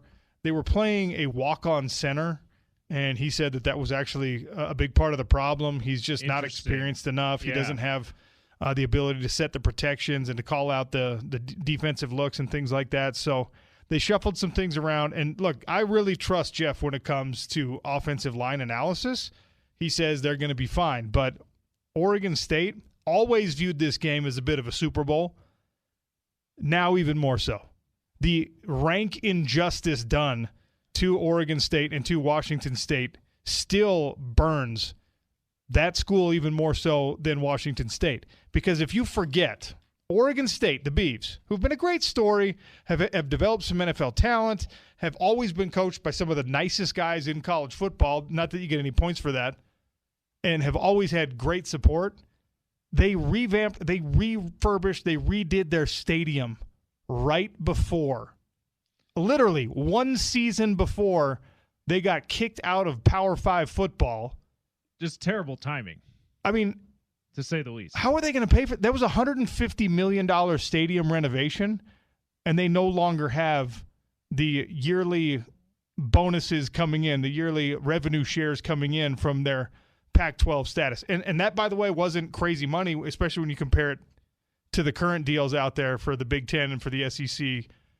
But it was way better than the, $4 million they're getting in this reorganized structure of college football. So it's just Oregon State, their blood boils over what happened. And even though it's not Oregon's fault, absolutely they want to take that out on Oregon. Yeah, it's a chance to take it out on your biggest rival. And it's, like you said, feels like Oregon is ripe for an upset. If there's a time that they could be upset, it feels like it's this game for sure. Absolutely. This is scary, dangerous.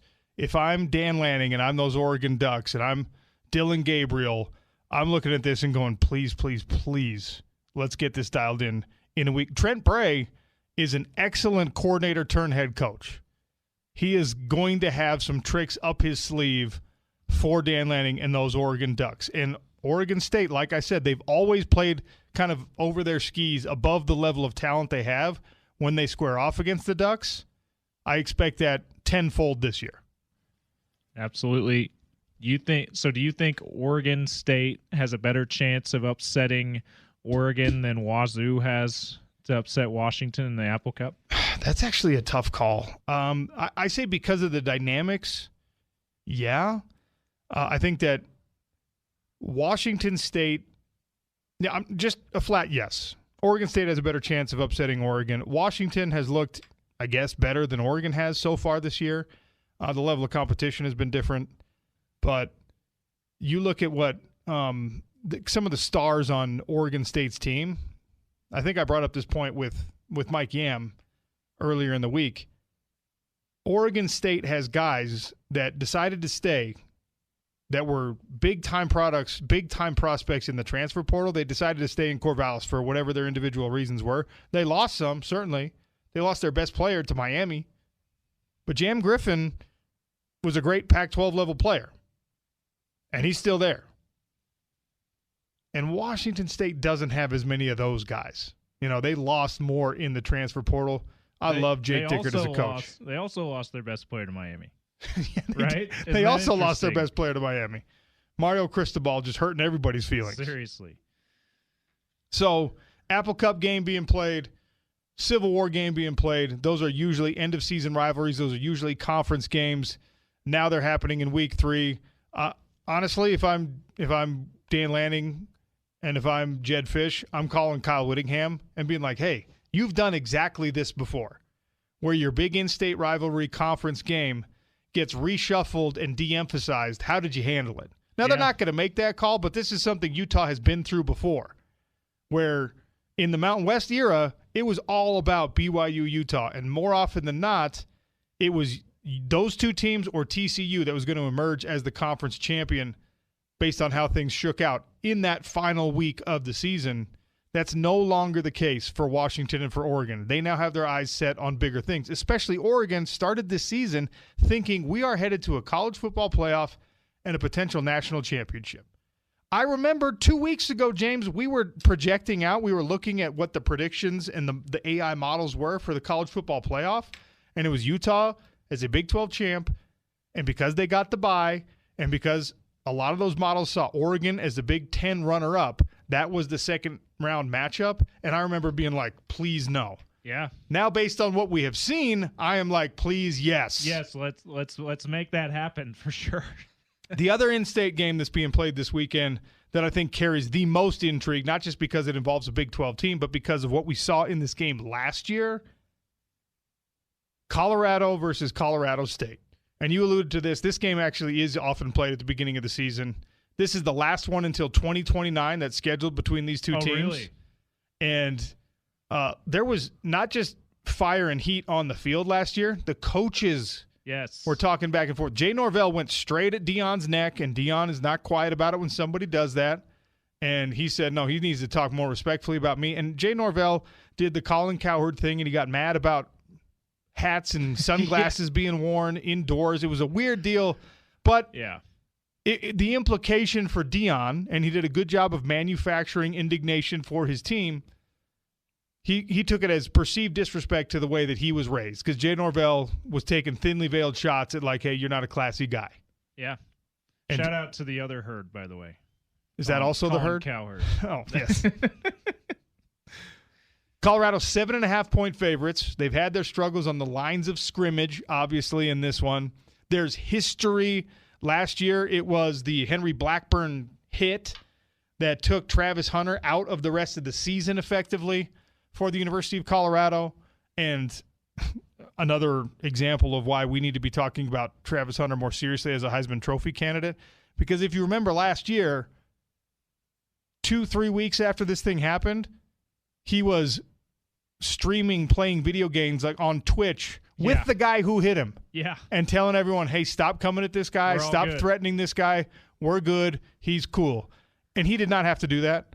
That was solely 100% a favor to Henry Blackburn. Travis Hunter was like, not worth it for him to be getting death threats. Not worth it for that guy to be taking the heat. And everyone brought race into it as well, because Blackburn is a Caucasian player and Travis Hunter obviously is not. And Travis Hunter was the guy that silenced that noise. It wasn't anything that Blackburn did. It wasn't anything that Jay Norvell did. It wasn't anything that Deion did. It was Travis Hunter himself who said, no, we're cool. He was wearing like pajamas, video gaming with the guy and saying, hey, it's squashed, so all of you can stop talking about it. Loved it. And that also feels like one where the perceived underdog, the lower division team, could come out on top in Colorado State. Because like Oregon, Colorado looks very vulnerable, even more so than Oregon, of course. Did you see Shedeur Sanders' response to the hate he was getting on Twitter? I missed it. This guy, James, I have a problem. I like Coach Prime. I love listening when he talks. Like, he's just charismatic. He's funny. He's interesting. I don't like everything he says. I don't like how he handles the media sometimes. But if he's talking, I'm listening, right? Yeah.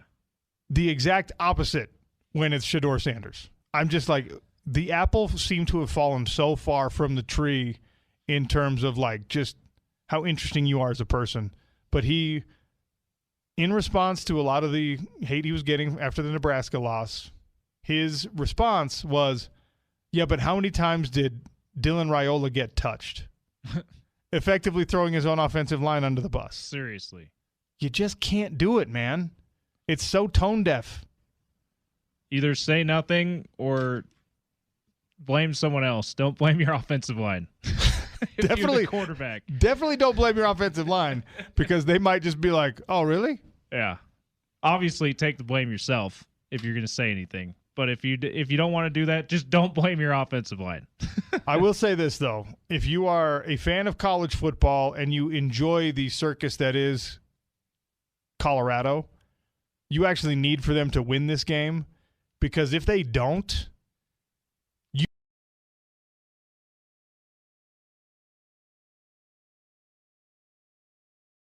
although I don't think he ever would, because I think he just loves football and he's playing 120 snaps a game. But you might see that calculus begin in Boulder if these things happen. It's a great slate of weekend games. You got a bunch of Big 12 games that we should be interested in. We'll talk about as the show progresses. But you've got 3 in-state rivalry games being played in Week 3. Utah and BYU have been there before. Washington, Oregon, Wazoo, Oregon State, they haven't. Sean O'Connell Show continues on your home of the Utes, ESPN 700.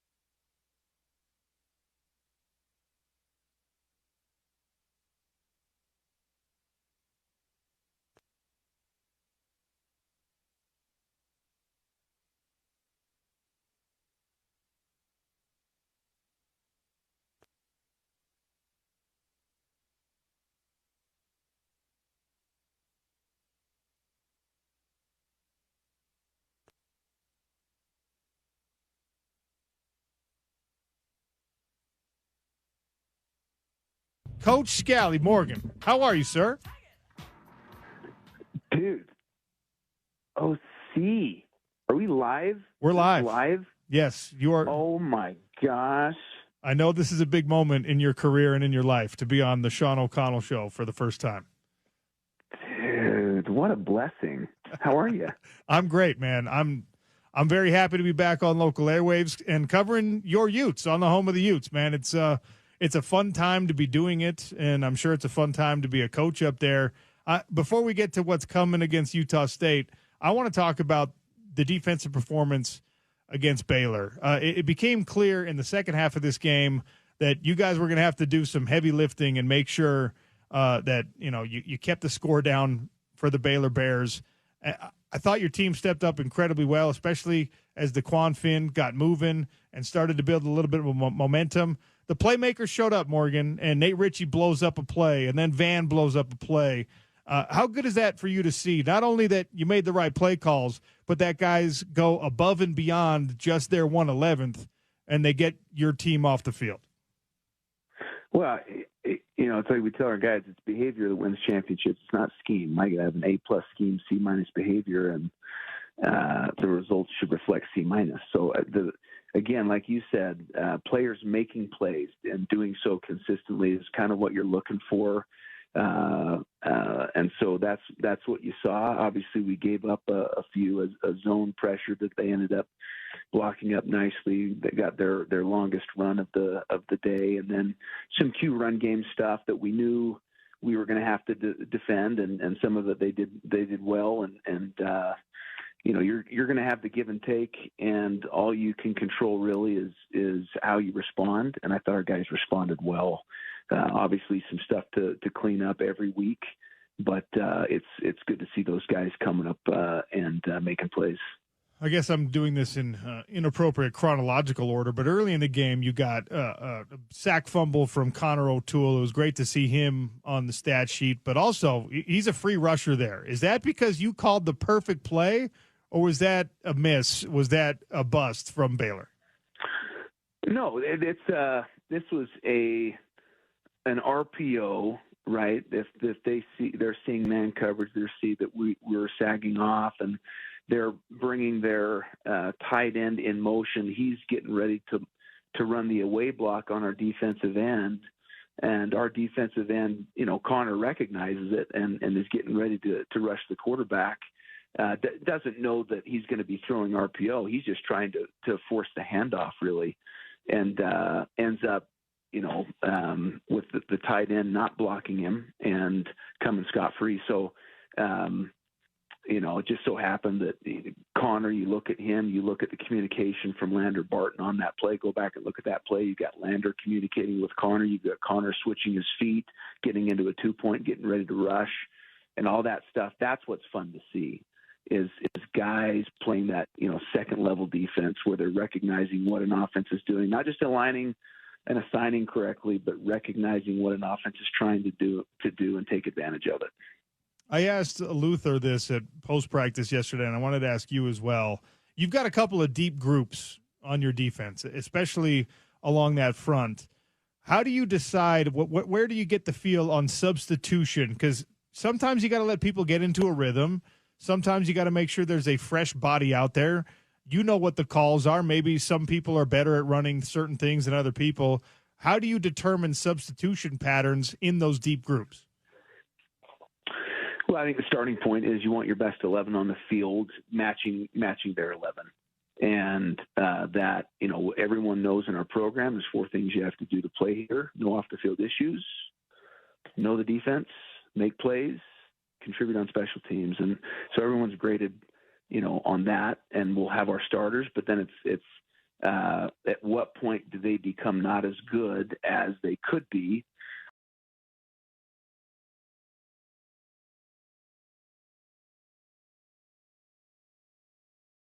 About 6 plays. Can you go 6 plays as hard as you can go? And then where's that breaking point? For D tackles, it's a little bit different because D tackles are taking on 600-pound double teams, on almost every play. So that there's a lot more energy that goes into that than maybe a free safety who's sitting back in the post and not getting physical until he needs to. So you just have to have a feel for where's that point where they're not as productive as the next guy up could be if he were fresh in there right now. And then that's how we rotate our guys. Usually you see your D tackles, your D line rotating a little bit more because of the physical demand. And then on the back end, it's going to be really, they've got to get beyond 7-8 plays for us to be able to feel like we got to rotate there. Utah defensive coordinator Morgan Scalley is my guest here on the Sean O'Connell Show. Coordinator's Corner, powered by Breitling Luxury Timepieces. You use one of my favorite phrases that I know is part of the culture at Utah football, next man up. And we saw the unfortunate injury in week 1 on the non-contact situation, Kenan Johnson out. And you in post-practice last week said, hey, this room's going to be fine. And I'm not watching the tape like you're watching the tape. I'm not watching him every play or the cornerback position every play. But Scooby Davis, he played well against Southern Utah when he came in immediately. I think he played well against Baylor. You could tell me different, but how big has his performance been in relief and being that next man up? It's been huge, but that's what it takes to win championships. You have to have depth, and you have to have meaningful depth, not just a guy that can spot here and there, but a guy that can come in and start, and that's what Scooby's done. He played well. He played well against physical wide receivers. Baylor has physical wide receivers on the edges. They've got length. They've got physicality. So very pleased. And again, there's always going to be stuff to nitpick and technique-wise where we can clean things up. But very happy with how he performed. And like I said, in practice, we had confidence in him in that situation. If not, then you switch things around. You move guys and you put Tail back at nickel. But no, Sharif Shah's done an amazing job developing those guys and getting them to the point where we feel good with our backup starting. All right, we're in this holding pattern of speculation and wondering about what the offense looks like this week in Logan and whether Cam's available or not available, and the answer to that question, what it does for the offensive game plan. My question for you is, how much is the defensive game plan affected by what your offense does, by how long they're on the field for those drives versus, a short change or a quick turnover, a 3-and-out or whatever? How much is your play calling affected by Coach Ludd's play calling and, of course, the execution of that? Not one bit. Not one bit. We got to control what we can control. We're facing Utah State's offense, not looking at Utah's offense, and that's always been our mentality. Is it doesn't matter what our offense does if the other team doesn't score, they don't win. We have enough depth that regardless of how long we're out there, we've got enough depth that we feel confident rotating and going. And again, we have confidence in our offense. This is teams win championships, not individuals. Teams win championships, not sides of the ball. So we are all in this thing together, and we're excited to play in Logan for the first time in a while. We know it's going to be a great atmosphere, a great environment, and you only get 12 promised, and every one of them counts and every one of them matters. So we're excited. Morgan Scalley, Utah defensive coordinator, for another minute or two here on the Sean O'Connell Show as Utes head to Logan to take on Utah State. What do they do well? What do the Aggies offense do best? Man, they have one of the best running backs I've seen in a minute. That really good back, number 3. Their wide receiving core is solid. With Royal, you got Kyrie Rowan, and he's a guy that was in our program who's got speed. He's got toughness. You watch him block. You watch him do the little things. So they've got a very good wide receiving core. They've got very good backs. And there's going to be a physical game. And, our guys will be ready. I'm fired up for what's to come. But very much respect for what they do. And again, I can't say enough good things about that running back. And I know he's you had another guy go down in the first game another guy transfer out. So they've done a great job there recruiting running backs, and we're excited for the physical challenge. You and I have never talked about Bryson Barnes specifically, but knowing you like I think I do, I imagine you have some affection for the guy, and you might be coordinating against him. What's the Bryson Barnes factor in this game? Because he does have some familiarity with your personnel, and I guess even with you. Yeah, not only our personnel, but our looks. He's accumulated a ton of reps versus the Utes and versus what our looks are, how we space our front, some of the calls that we give. And Bryson, I love. Bryson came to the University of Utah because of myself and Sione Puha. We loved what we saw at the high school level, the fact that he was a wrestler, state champion wrestler. He had records in throwing at his level of competition, and just loved his toughness and his mentality. He fit our culture, and the offense fell in love with him as well, and he helped us win a lot of games. So excited to be able to face this kid who I love. And if it's not him, it's the other kid. I get it as well. But, if Bryson gets in, I'm happy for the guy, obviously, and what he's done, and absolutely no ill will. Our job is just to keep points off the board.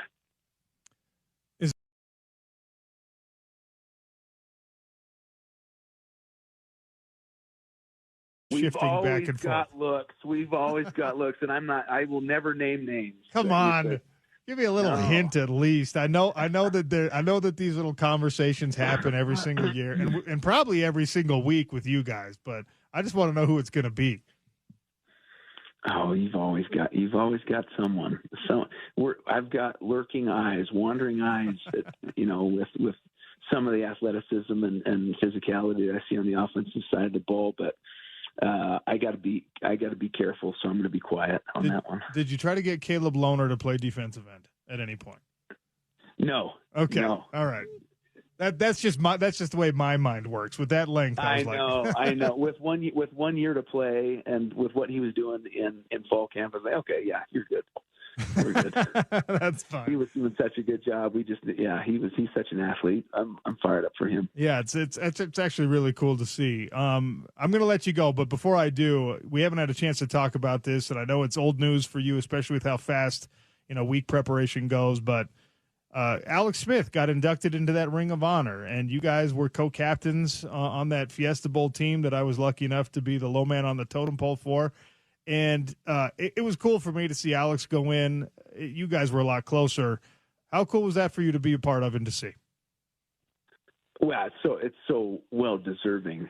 And not only what he represents as a football player, the things that he's done and overcome, but as a person, the personal fight that he's had with his injury, with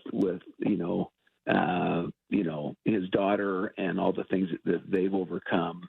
And what was awesome is just how, because he's had awards, he's been given awards. He was at the Heisman ceremony. He's, been all these different awards, but man, was it to see how emotional he was about it being his alma mater, just University of Utah, how much it meant to him, and to have Bill Bush there, my safety coach, the coach that recruited him to University of Utah, was special, and could not have happened to a better guy. So I know that there's plenty more deserving, and one of our teammates, Eric Weddle, for obvious reasons, but the time will come.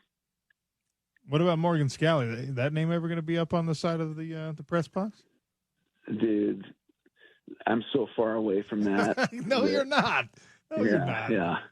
I love the Utes. I've loved my time here. So. All right. I lied. I said that was going to be the last thing, but this one is not football related, so you probably are going to hate it. Okay. I was in the store yesterday, all right, and everything is pumpkin spice. Everything is maple, and the best artificial flavor and the worst. And I'll give you a hint. The worst artificial flavor is grape. Everything grape flavored is disgusting. But what's the best?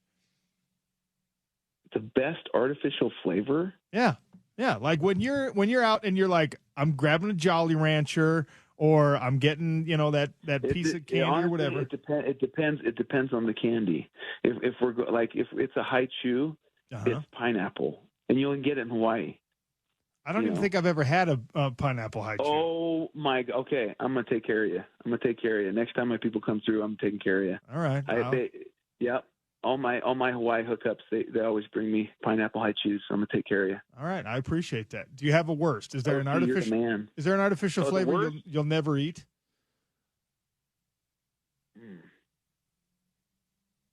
Anything that's like coffee ice cream, coffee. You know, I'm not a big coffee fan. Yeah. Coffee cake, coffee ice cream, whatever it is. Anyway. All right. Well, for all you out there listening, he loves pineapple high chews. He doesn't like coffee ice cream. He is the defensive coordinator for your Utes. My buddy Morgan Scally. I'm so happy to see all your success. Love you, man. Thank you for joining me. Hey, my man. Hey, pat on the back's not too far from a kick in the butt. You got to always remember that. Love you, brother. Take care. That's a great quote. Morgan Scally, defensive coordinator. He is absolutely the man. Just don't give him any coffee-flavored ice cream. That doesn't surprise me one bit with Morgan. Pineapple high chews. Are you aware of pineapple high chews, James Peterson? Did you know about these things? Yeah, I'm not aware. I also have never been to Hawaii, so there's James. that. We got to get you to Hawaii, man. I know. Here's what we're going to do. We're going to do a Sean O'Connell show like a week from Hawaii. Maybe what we'll do. And you'll have me producing here in the studio. Be like, James is back in studio, so he's still never been to Hawaii. Here's the game plan, all right? Steve, I know you're listening. We're going to have to find a way to fit this into the budget somewhere. The Polynesian Bowl that takes place, it's a high school all-star game every year in Hawaii now. They've done an absolutely incredible job of building this thing up. A lot of Utah players end up in the Polynesian Bowl. Correct. A lot of Utah high school players, a lot of Utah football recruits. The Polynesian Hall of Fame, there's a bunch of Utes in that's at the PCC out there on Oahu. There's a lot of reasons why we should be there covering the Polynesian Bowl every single year. So let's make that happen. Yes. Mr. Program Director. Yes, let's do this. Okay. I need to see what the North Shore is all about. Oh, my gosh. You'll never come back. You'll never want to come back. That's what I hear. So here's what I hear. Waikiki is not that great. No.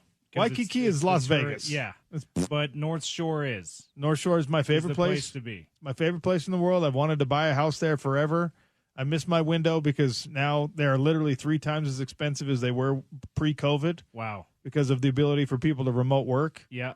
But it's still such an incredible place to visit. I don't know if you have any of these places in your life, James, where like as soon as you get out of the car, you get off the plane, as soon as you walk into the house, whatever, you just feel better. Doesn't matter what's happening. Doesn't matter what your plans are. You're just like, it feels good to be here. That's how Hawaii is.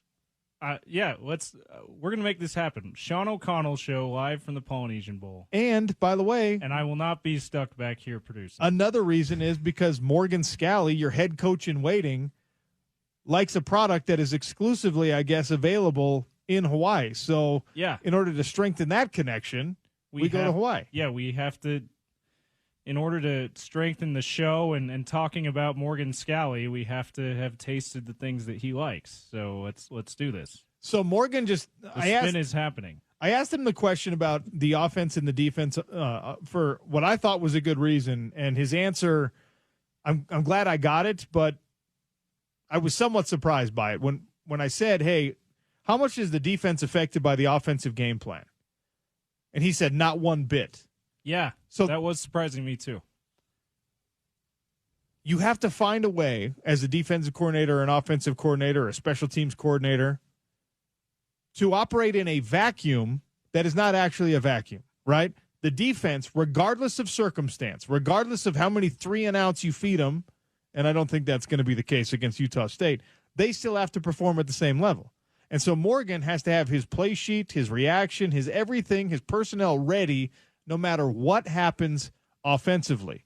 However, he doesn't just get to say, well, we won. Defense did a great job, so defense won. We did our part. Yeah, you win and lose as a team. Right? It's a team thing, right? And I haven't asked Andy Ludwig that exact question, but I imagine he would say something similar like, well, look, it's our job to score. Regardless of what happens with the defense, it's our job to score. So I can't let that be affected. That actually, I mean, I'm thinking of the extreme cases here, obviously, with the defense. But, like, if your offense turns the ball over and suddenly you're backed up in the red zone on a quick momentum change, he's saying, no, that doesn't affect my play calls. That doesn't affect my game plan. That doesn't affect anything. I have to do my job no matter what, and so do my players. That is wild but it's a wild thing because it's like a mathematical impossibility to be like, this is all that matters except the other 2/3 also matter. All right, but that's the difficulty. And it's great talking to Morgan. It's been a minute since I've had an individual conversation with him on the airwaves. So big thanks to him for joining us as part of our Coordinator's Corner, which of course is brought to you every single week by Breitling Luxury Timepieces, celebrating 140 years of firsts. Time is ticking. Find your fit today at Breitling.com. He also talked about that next man up mentality and takes it a step further. And it's not just next man up for this series. It's next man up. You have to have meaningful depth. You have to have someone that is going to be prepared to get stops, to make plays for a game for you, for maybe 10 games for you. In the case of Scooby Davis stepping in for Kenan Johnson, he probably came into the year thinking that he was going to be a rotational player. And halfway through game number 1, he's now a starter until something happens.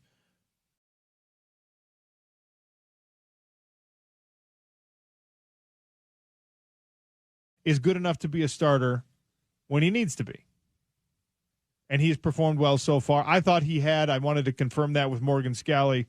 Congrats to Scooby Davis for being good through about, 6 quarters now. Starting caliber, good, high-quality player for the Utes. Sione Fotu, who we haven't talked about a ton on the show because Karene Reed and Lander Barton are these star linebackers, but Sione Fotu, after Karene Reed rolled his ankle last week, came in, looked great. Defense did not skip a beat.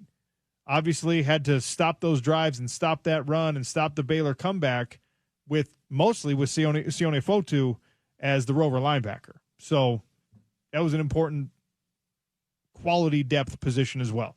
Sean O'Connell Show on your home of the Utes, ESPN 700.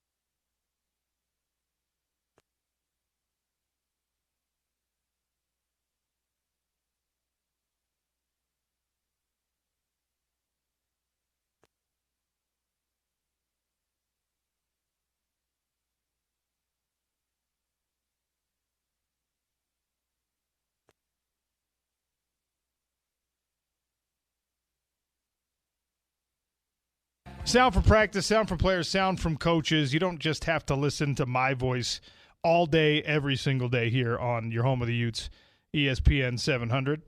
We'll start with the head man, Kyle Whittingham from practice. Had a lot to say, but also not a lot to say because he's keeping the cards close to the vest. The media is getting better at this, though, James.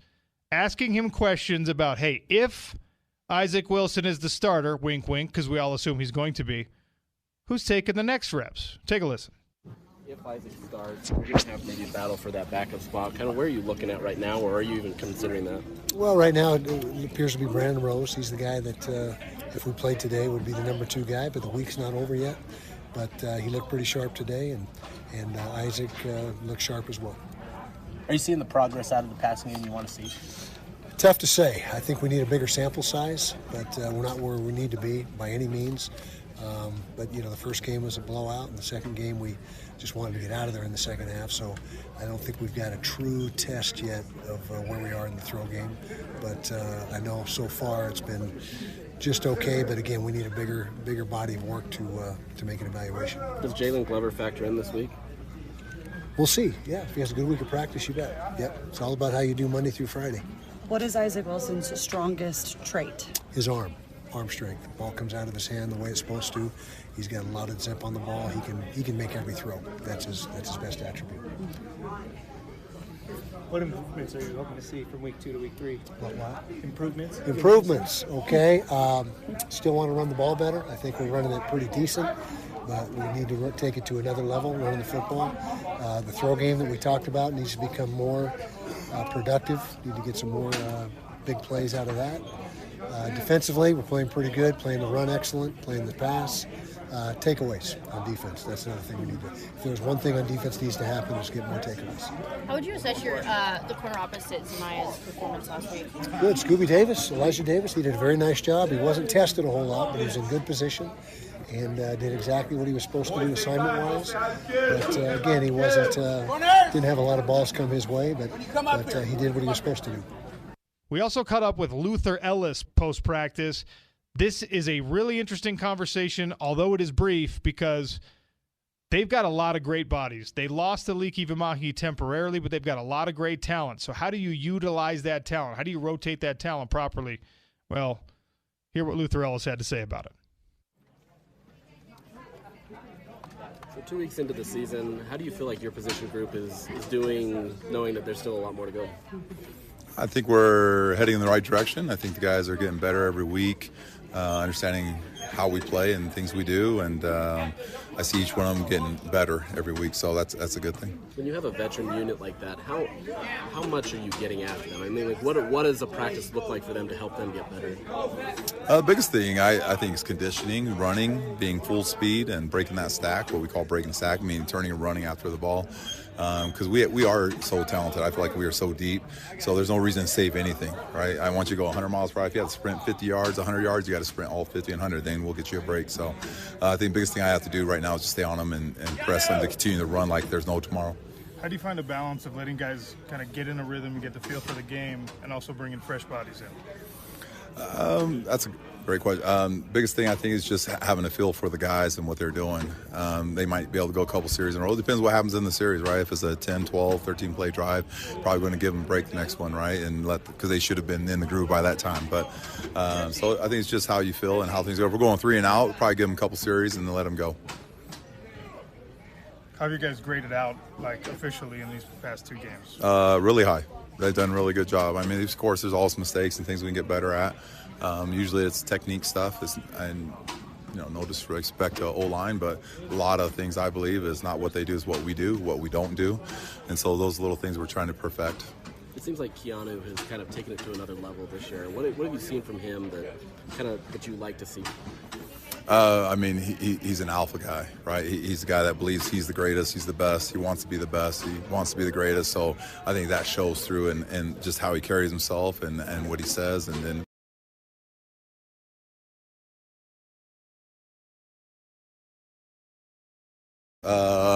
probably our 2 younger guys, Dallas and Jonah have done a great job coming along. I completely trust that they can go in and play and not miss a beat. So I think those two have come along probably the most so far this year. Is the whole playbook available no matter who you have in? All the twists and stunts and games, everyone can run it? Everything. They know it all. They have to know it all, or you won't play. All right, everyone thinks he's going to start this week. Isaac Wilson, the freshman, has had his struggles. I think he's handled them well. I think he's handled the media well. Here's Isaac Wilson. Have you had a chance to kind of digest your performance and think back to the game on Saturday? Could have had some plays back for sure. I felt like I took care of the ball well, but still left a couple plays out there I wish I had back. But a lot more to improve on. Was the game plan in the second half kind of just to protect the ball and get out of there with the win? I mean, coaches told me the playbook was open, so they were going to take advantage of it. But we always have that motto, the ball is everything, take care of the ball. So that was my plan, and try to score a touchdown. How are you settling in this week? You know, obviously you've been thrown in late in the first half there for 2 games in a row, but if you are the guy this week, I mean, how are you sort of preparing for that and so forth? I got to prepare the same every week. If I'm the first, second, or third string, I got to come into this game like I'm the starter 100% of the time. And just got to prepare. I mean, I could have prepared a little better last game. I felt like I did good, but always more to improve on. What percentage of the playbook do you have available to you when you're in there? I don't know that for sure, but I'd assume pretty high number, yeah. How comfortable are you with the full playbook at this point? I'm getting pretty comfortable. It's getting simple to me. Like I was saying earlier a while ago, it's complex, but I'm getting over that hill, and it's getting simple. And I think everything's just calming down, and it's going to be great. Are things, like you said, starting to slow down now that you've gotten 2 appearances on the field, and do you feel like that might be better going into your 3rd game, potentially? For sure. Reps matter, game reps matter, and just managing the game. I got to be a game manager. I mean, I'm going to have those opportunities to score, but I want to be a game manager first. What has been the biggest, I guess, challenge of the past 2 times you were on the field, and, you know, how have you worked to correct those? Feeling that I could do better. I mean, sure, I'm going to be disappointed in myself, but I got to go out there and play every down like it's a new down, and which it is, and I can't hold anything against myself. Being from the state of Utah, you know a little bit more about Utah State than a lot of the other guys. Brant knew nothing. What do you know about this game, and how do you feel like the Aggies are going to treat you heading up to their territory? I don't know how they're going to treat me, but I got a couple buddies up there on the team. I'm happy to see them, but they're not friends for this game. But we'll see how it goes. You know, like your brother, he's been thrown into some situations. I mean, even last year when Aaron Rodgers tore his Achilles. I mean, have you had any talks with him just about your experience, what he's taken away from that, and what you can use moving forward in those situations? Oh, yeah. He was texting me the other day. He's like, hey, don't worry about it. I know you're going to be hard on yourself, but you got to take the easy completions. Take it slow. The game's going to come fast. So you just slow it down. That's what he's just been giving me little tips and hints. What's it like having the kind of supporting cast that you do? I mean, I shouldn't even call them a supporting cast. They're a lot older than you guys. But you're surrounded by veterans. That's got to be a real comfortable thing, doing what you're doing. Oh, for sure. We got veterans all over this whole team. Wide receivers, O-line. Our O-line's amazing. I can't say enough for them. They really carried in that second half. But just having those guys around me, they're going to help me. And I feel like they're giving me the confidence to do the best I can do. What do you think was the key to earning their respect? Because they all speak very highly of you. Just going out there day in, day out, learning the offense and making plays, I guess. I put my trust in them, and they see me as a new guy, a little freshman, and I'm glad they're putting some trust in me. And I hope we can go out there and make some plays together. You and I had mentioned that there are things from the last game that you wish you could get back. What are some pros that you can take from last week to go ahead and go into Utah State? I felt like I managed that fourth quarter pretty well. We went to a 4-minute situation. Really tried to drain the clock because, I mean, we had the lead, and there's no need to blow something like that. But that, and then taking some simple completions. I know I could have had some bigger ones, but don't step over a penny to get to a dime. If you're Isaac Wilson and you're throwing the ball around, you should be looking for Brant Keithy. Here's Brant Keithy.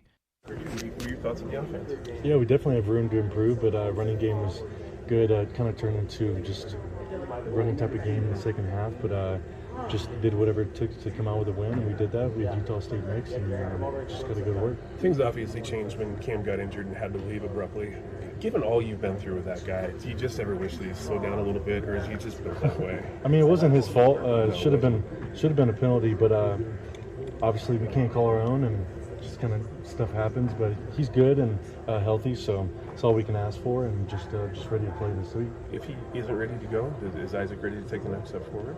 I think so, and the biggest thing is obviously getting those reps and in-game experience, and he's had 2 games where he's kind of came in and did those things, and I think just this game is just the next step if he does, if he is the quarterback for this game, and just he's only going to improve, and he's young. I mean, he's only, 18 years old, so it's insane to think that this guy's going to come out and just play automatic, and it's just learning steps, but this week, if he is the guy, then he's going to take the lead and just kind of control the offense, and I'll be happy to see him play. Mekhi just shed really good light on what it's like going on the road for the first time. He said he loves going into a hostile environment because that's where you learn more about yourself.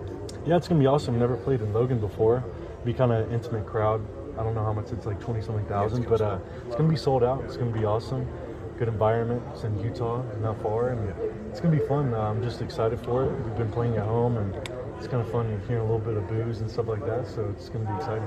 From the Aggie perspective, if you got treated like a third wheel in your state as far as the football team goes, how would that make you feel? I wouldn't know how that feels, honestly, but no, I obviously wouldn't feel good. But they got to face us, so we don't have to think how it would be when we're Utah State, the University of Utah, and kind of have to act like it. We're going down to their territory and treat them just like anybody else, and it's going to be a good game Saturday. 2 more for out there. Are you guys looking at this game like a rivalry game? No. I mean, I've never played Utah State before, but I don't really kind of see rivalries. I just see, okay, whoever we have next on the schedule, we have to play them, prepare just like it's any other team, and go to work and see them on Saturday. Do you know what the rivalry used to be called? No. The Battle of the Brothers. That makes sense. Yeah, it actually does have a name, though. Yeah. That's insane to think, but yeah, it's going to be fun. I'm excited and just can't wait. Mekhi Bernard broke out in week 2. Here's Mekhi Bernard talking about that performance and what he expects moving forward. Mekhi, you had a good game. How do you feel about your performance against Baylor? I feel pretty good about it. Still a lot to improve on. I think my eye discipline can be better. I went back and watched the film. I left some money out there. So hopefully this week, fix that up and have a bigger week this week. Kyle talks about needing a little bit more improvement in the run game. Is that kind of what you're seeing, or where do you see this kind of improvement coming? I think we can improve in a lot of areas. Run game especially, I'm used to seeing, 200 yards as a team, over 200 yards as a team rushing. We haven't quite got to that mark, but also total offense, I haven't seen big numbers really. We should have really put up 40 points plus on this team, but we didn't. We only had, I think, 250 or something like that in total offense, and that's not enough. But we're gonna fix it. That last drive, everyone in the stadium knew you guys were running. What's the feeling of them knowing that and still being able to just go down the field like that? I wasn't even looking at the clock, to be honest. I'm just, playing my game. I kept hearing run after run after run. I'm like, all right, well, that's more carries, more touches. I've always wanted more carries, more touches, and I try to put on a show and try to, show them why I should have those touches. And I'm glad I was able to, run the clock down with me handling the ball and breaking a couple big runs and stuff like that. If you had a big run on that possession, yeah, you had a big run on that last possession. Can you walk us through what you saw and just kind of the play? Yeah, we was just going to gap scheme, and I kept seeing the line, washing everything down, so it's either going to go front side or back side. And, I kept it front side, seen a big hole. I see somebody rush, and I was like, okay, let me get around him. I get around him, it's going to be, probably like a 5-10 yard gain. But I looked back to the left, and it was clear, and I was like, all right, just run it back that way. And, just kept running. If Cam is out this week, how much pressure is on the run game to produce at a high level? There's no pressure at all. I mean, we just got to play our brand of football. We love to run the ball. We're just going to run the ball like we usually do, or we're going to play action pass, whatever. We got the guys to do it. We just got to go out there and execute. How much does a team learn about themselves the first road trip of the season? I mean, playing home is great, but can you learn more about yourself when you're in the road? Of course. I mean, for me, I love a hostile environment. You know, it's fun to play in when everybody's yelling at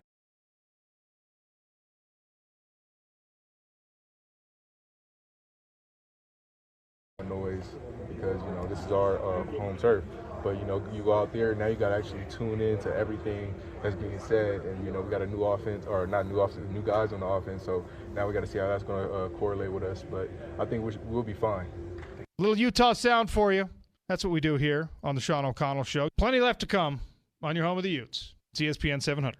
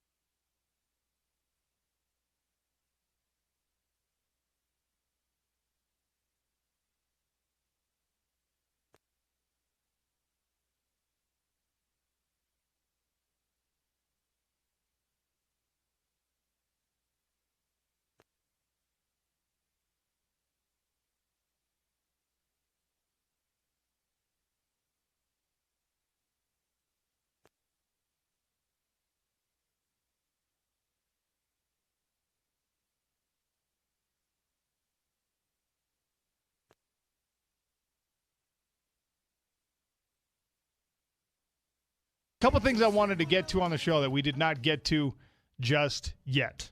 So Kyle Van Noy, who's been an impressive player in his NFL career really throughout, but he's with the Baltimore Ravens now.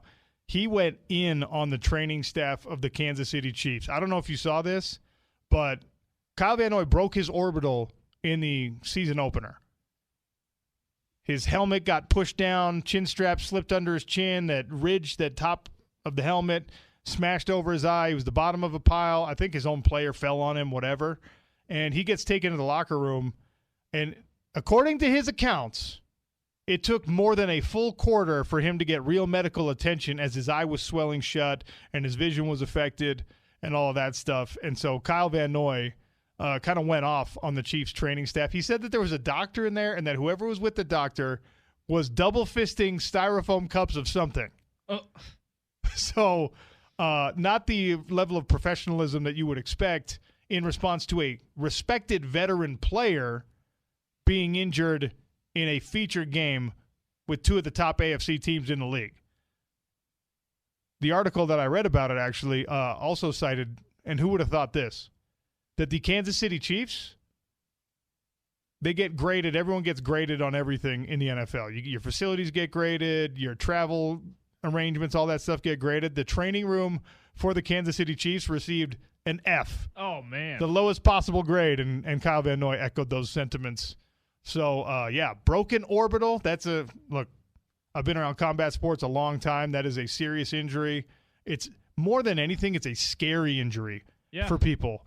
Anytime something messes with your eye. Lose your eyesight permanently, maybe. So that probably motivated some of what Kyle Van Noy had to say. Bummer to see him miss time. He's a veteran player, and Baltimore is good, but Baltimore needs him. He's crafty at this point in his career. They need Kyle Van Noy, who's just – he's had one of the best careers of the modern day Cougs or Utes that are in the NFL. And I don't know if you felt this way when I heard when he signed with the Ravens. I was like, that feels perfect. Yes. Just like when he had his resurgence with the Patriots and he went back the second time and helped them win the Super Bowl the second time again. I think he won 2 there, right? But it felt perfect that was the organization that kind of rehabbed his career, and now it feels perfect that he's going to maybe end his career in Baltimore. He started in Detroit, right? Yeah.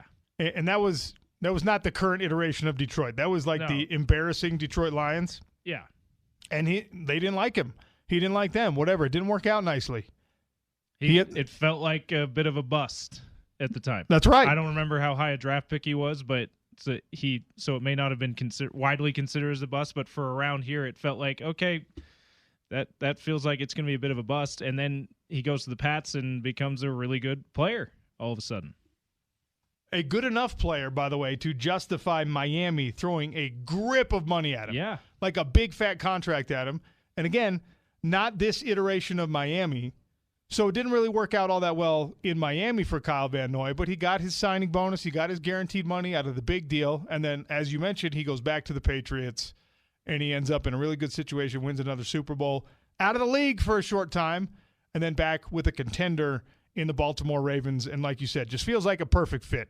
He's a physical, intelligent defensive player with a lot of versatility. Veteran defensive player, like that just has Ravens written all over it. Yeah, just like before, it had Patriots written all over it. Second rounder in the 2014 NFL draft, by the way. Second round. So yeah, it would have been considered a bit of a bust if his career had ended after Detroit. Thank goodness it didn't. Yeah, 100%. If that doesn't work out at all, like if you don't end up having production, serious wins, because he was about to leave Detroit with like not even really having won as an NFL player. So he's had a great career, and you don't want to see an orbital problem or an injury of any kind compromise look, let's face it, the final years of his career. He's like, 35, 36 years old now. He doesn't have that much time left. Other little tidbits I wanted to jump into before I'm out for the week. I've got fights to call again, so Scott Mitchell, Zachariah, James, everyone's going to be holding it down on a Friday show as you get ready one last day before Utah and Utah State on the weekend, and an incredible slate all over the country. The Michigan Wolverines have officially extended Sharon Moore. Wow. I mean, when you go 1-1 your first 2 weeks, why not extend the head coach? So Michigan announced yesterday that he had signed a contract after coaching the first 2 games this season without an official contract. So extension was the wrong way to categorize this. Oh, so it's the actual contract. He didn't have a contract before. Okay, gotcha. Hey. He was still on the OC. You know what contract? I really want to know? I want to know how different the number was based on if you were 2-0 or if you're 1-1 to start the season. Like if they beat Texas, how much different does that contract look when he's just like, actually, guys, I've been wanting to get this thing done, and now you're going to have to pay a little bit more for it. Yeah, Michigan's probably going, their administration's probably going, you know what? It's a good thing he lost. Because we probably saved a lot more money. So this is insane to me. The two sides agreed to the framework of a deal in January. The contract's set to be 5 years with a base salary of $500,000 and $5 million in additional compensation in year one. What? Wow. Yeah. For a guy who's never been a head coach before. But also, at Michigan, your base salary is $500,000? Yeah, that's a weird structure to a contract. Yeah. Michigan starts 1-1. They lost to Texas, and it wasn't really close. They've got Arkansas State this weekend, and now their head coach has an actual contract. It's going to be a fun weekend of college football. Tonight, we have Thursday Night Football here on ESPN 700. Keep an eye on Texas State, Arizona State also. Your Bills versus the Dolphins. Don't say my Bills. Oh, I'm sorry. I forgot you hated the Bills for no good reason. I just don't like the Bills. You're not required to like every team in the NFL, James. It's true. It's true. I have so in baseball, the Dodgers and Braves are those teams for me. I don't have a good reason why I don't like them. I've just never liked them. You know, I strongly dislike. Yeah, no shout out for that though. I actually strongly dislike the Braves also, going all the way back to the early 90s because my Twins, I was living in Minnesota, my Twins were playing against the Braves in World Series. So it's just like they haven't done anything to me since then, and the Twins won anyway. Yeah, but you still. I'm just like, the Braves? Blah. I think for me it was the amount of times they won the division and didn't do much in the playoffs. That I'm like, okay, like do something, and then I might like you. Yeah. Also, if you have a star player named Chipper, I don't like it. It's a weird name for a grown-up. Okay? It is. Once you turn 5 and head to kindergarten, you can't be called Chipper anymore. Yeah, let's go by your legal name. What is his legal name? I don't think it's Chipper. Like Charles, Chester, Christopher, Chester Jones. Today's show brought to you by Ineos Grenadier. If you want to elevate your drive, demo the new Ineos Grenadier today at Warner. Warner's out at 2400 South, 5600 West in West Valley. You can also browse online at WarnerIneosGrenadier.com. They have a ton of great models. They have a ton of options, a ton of color options, and this is really a head turner. So if you fancy yourself an off-roader, a camper, an outdoorsman, or an outdoorswoman, check out the Ineos Grenadier stripped-down utilitarian SUV.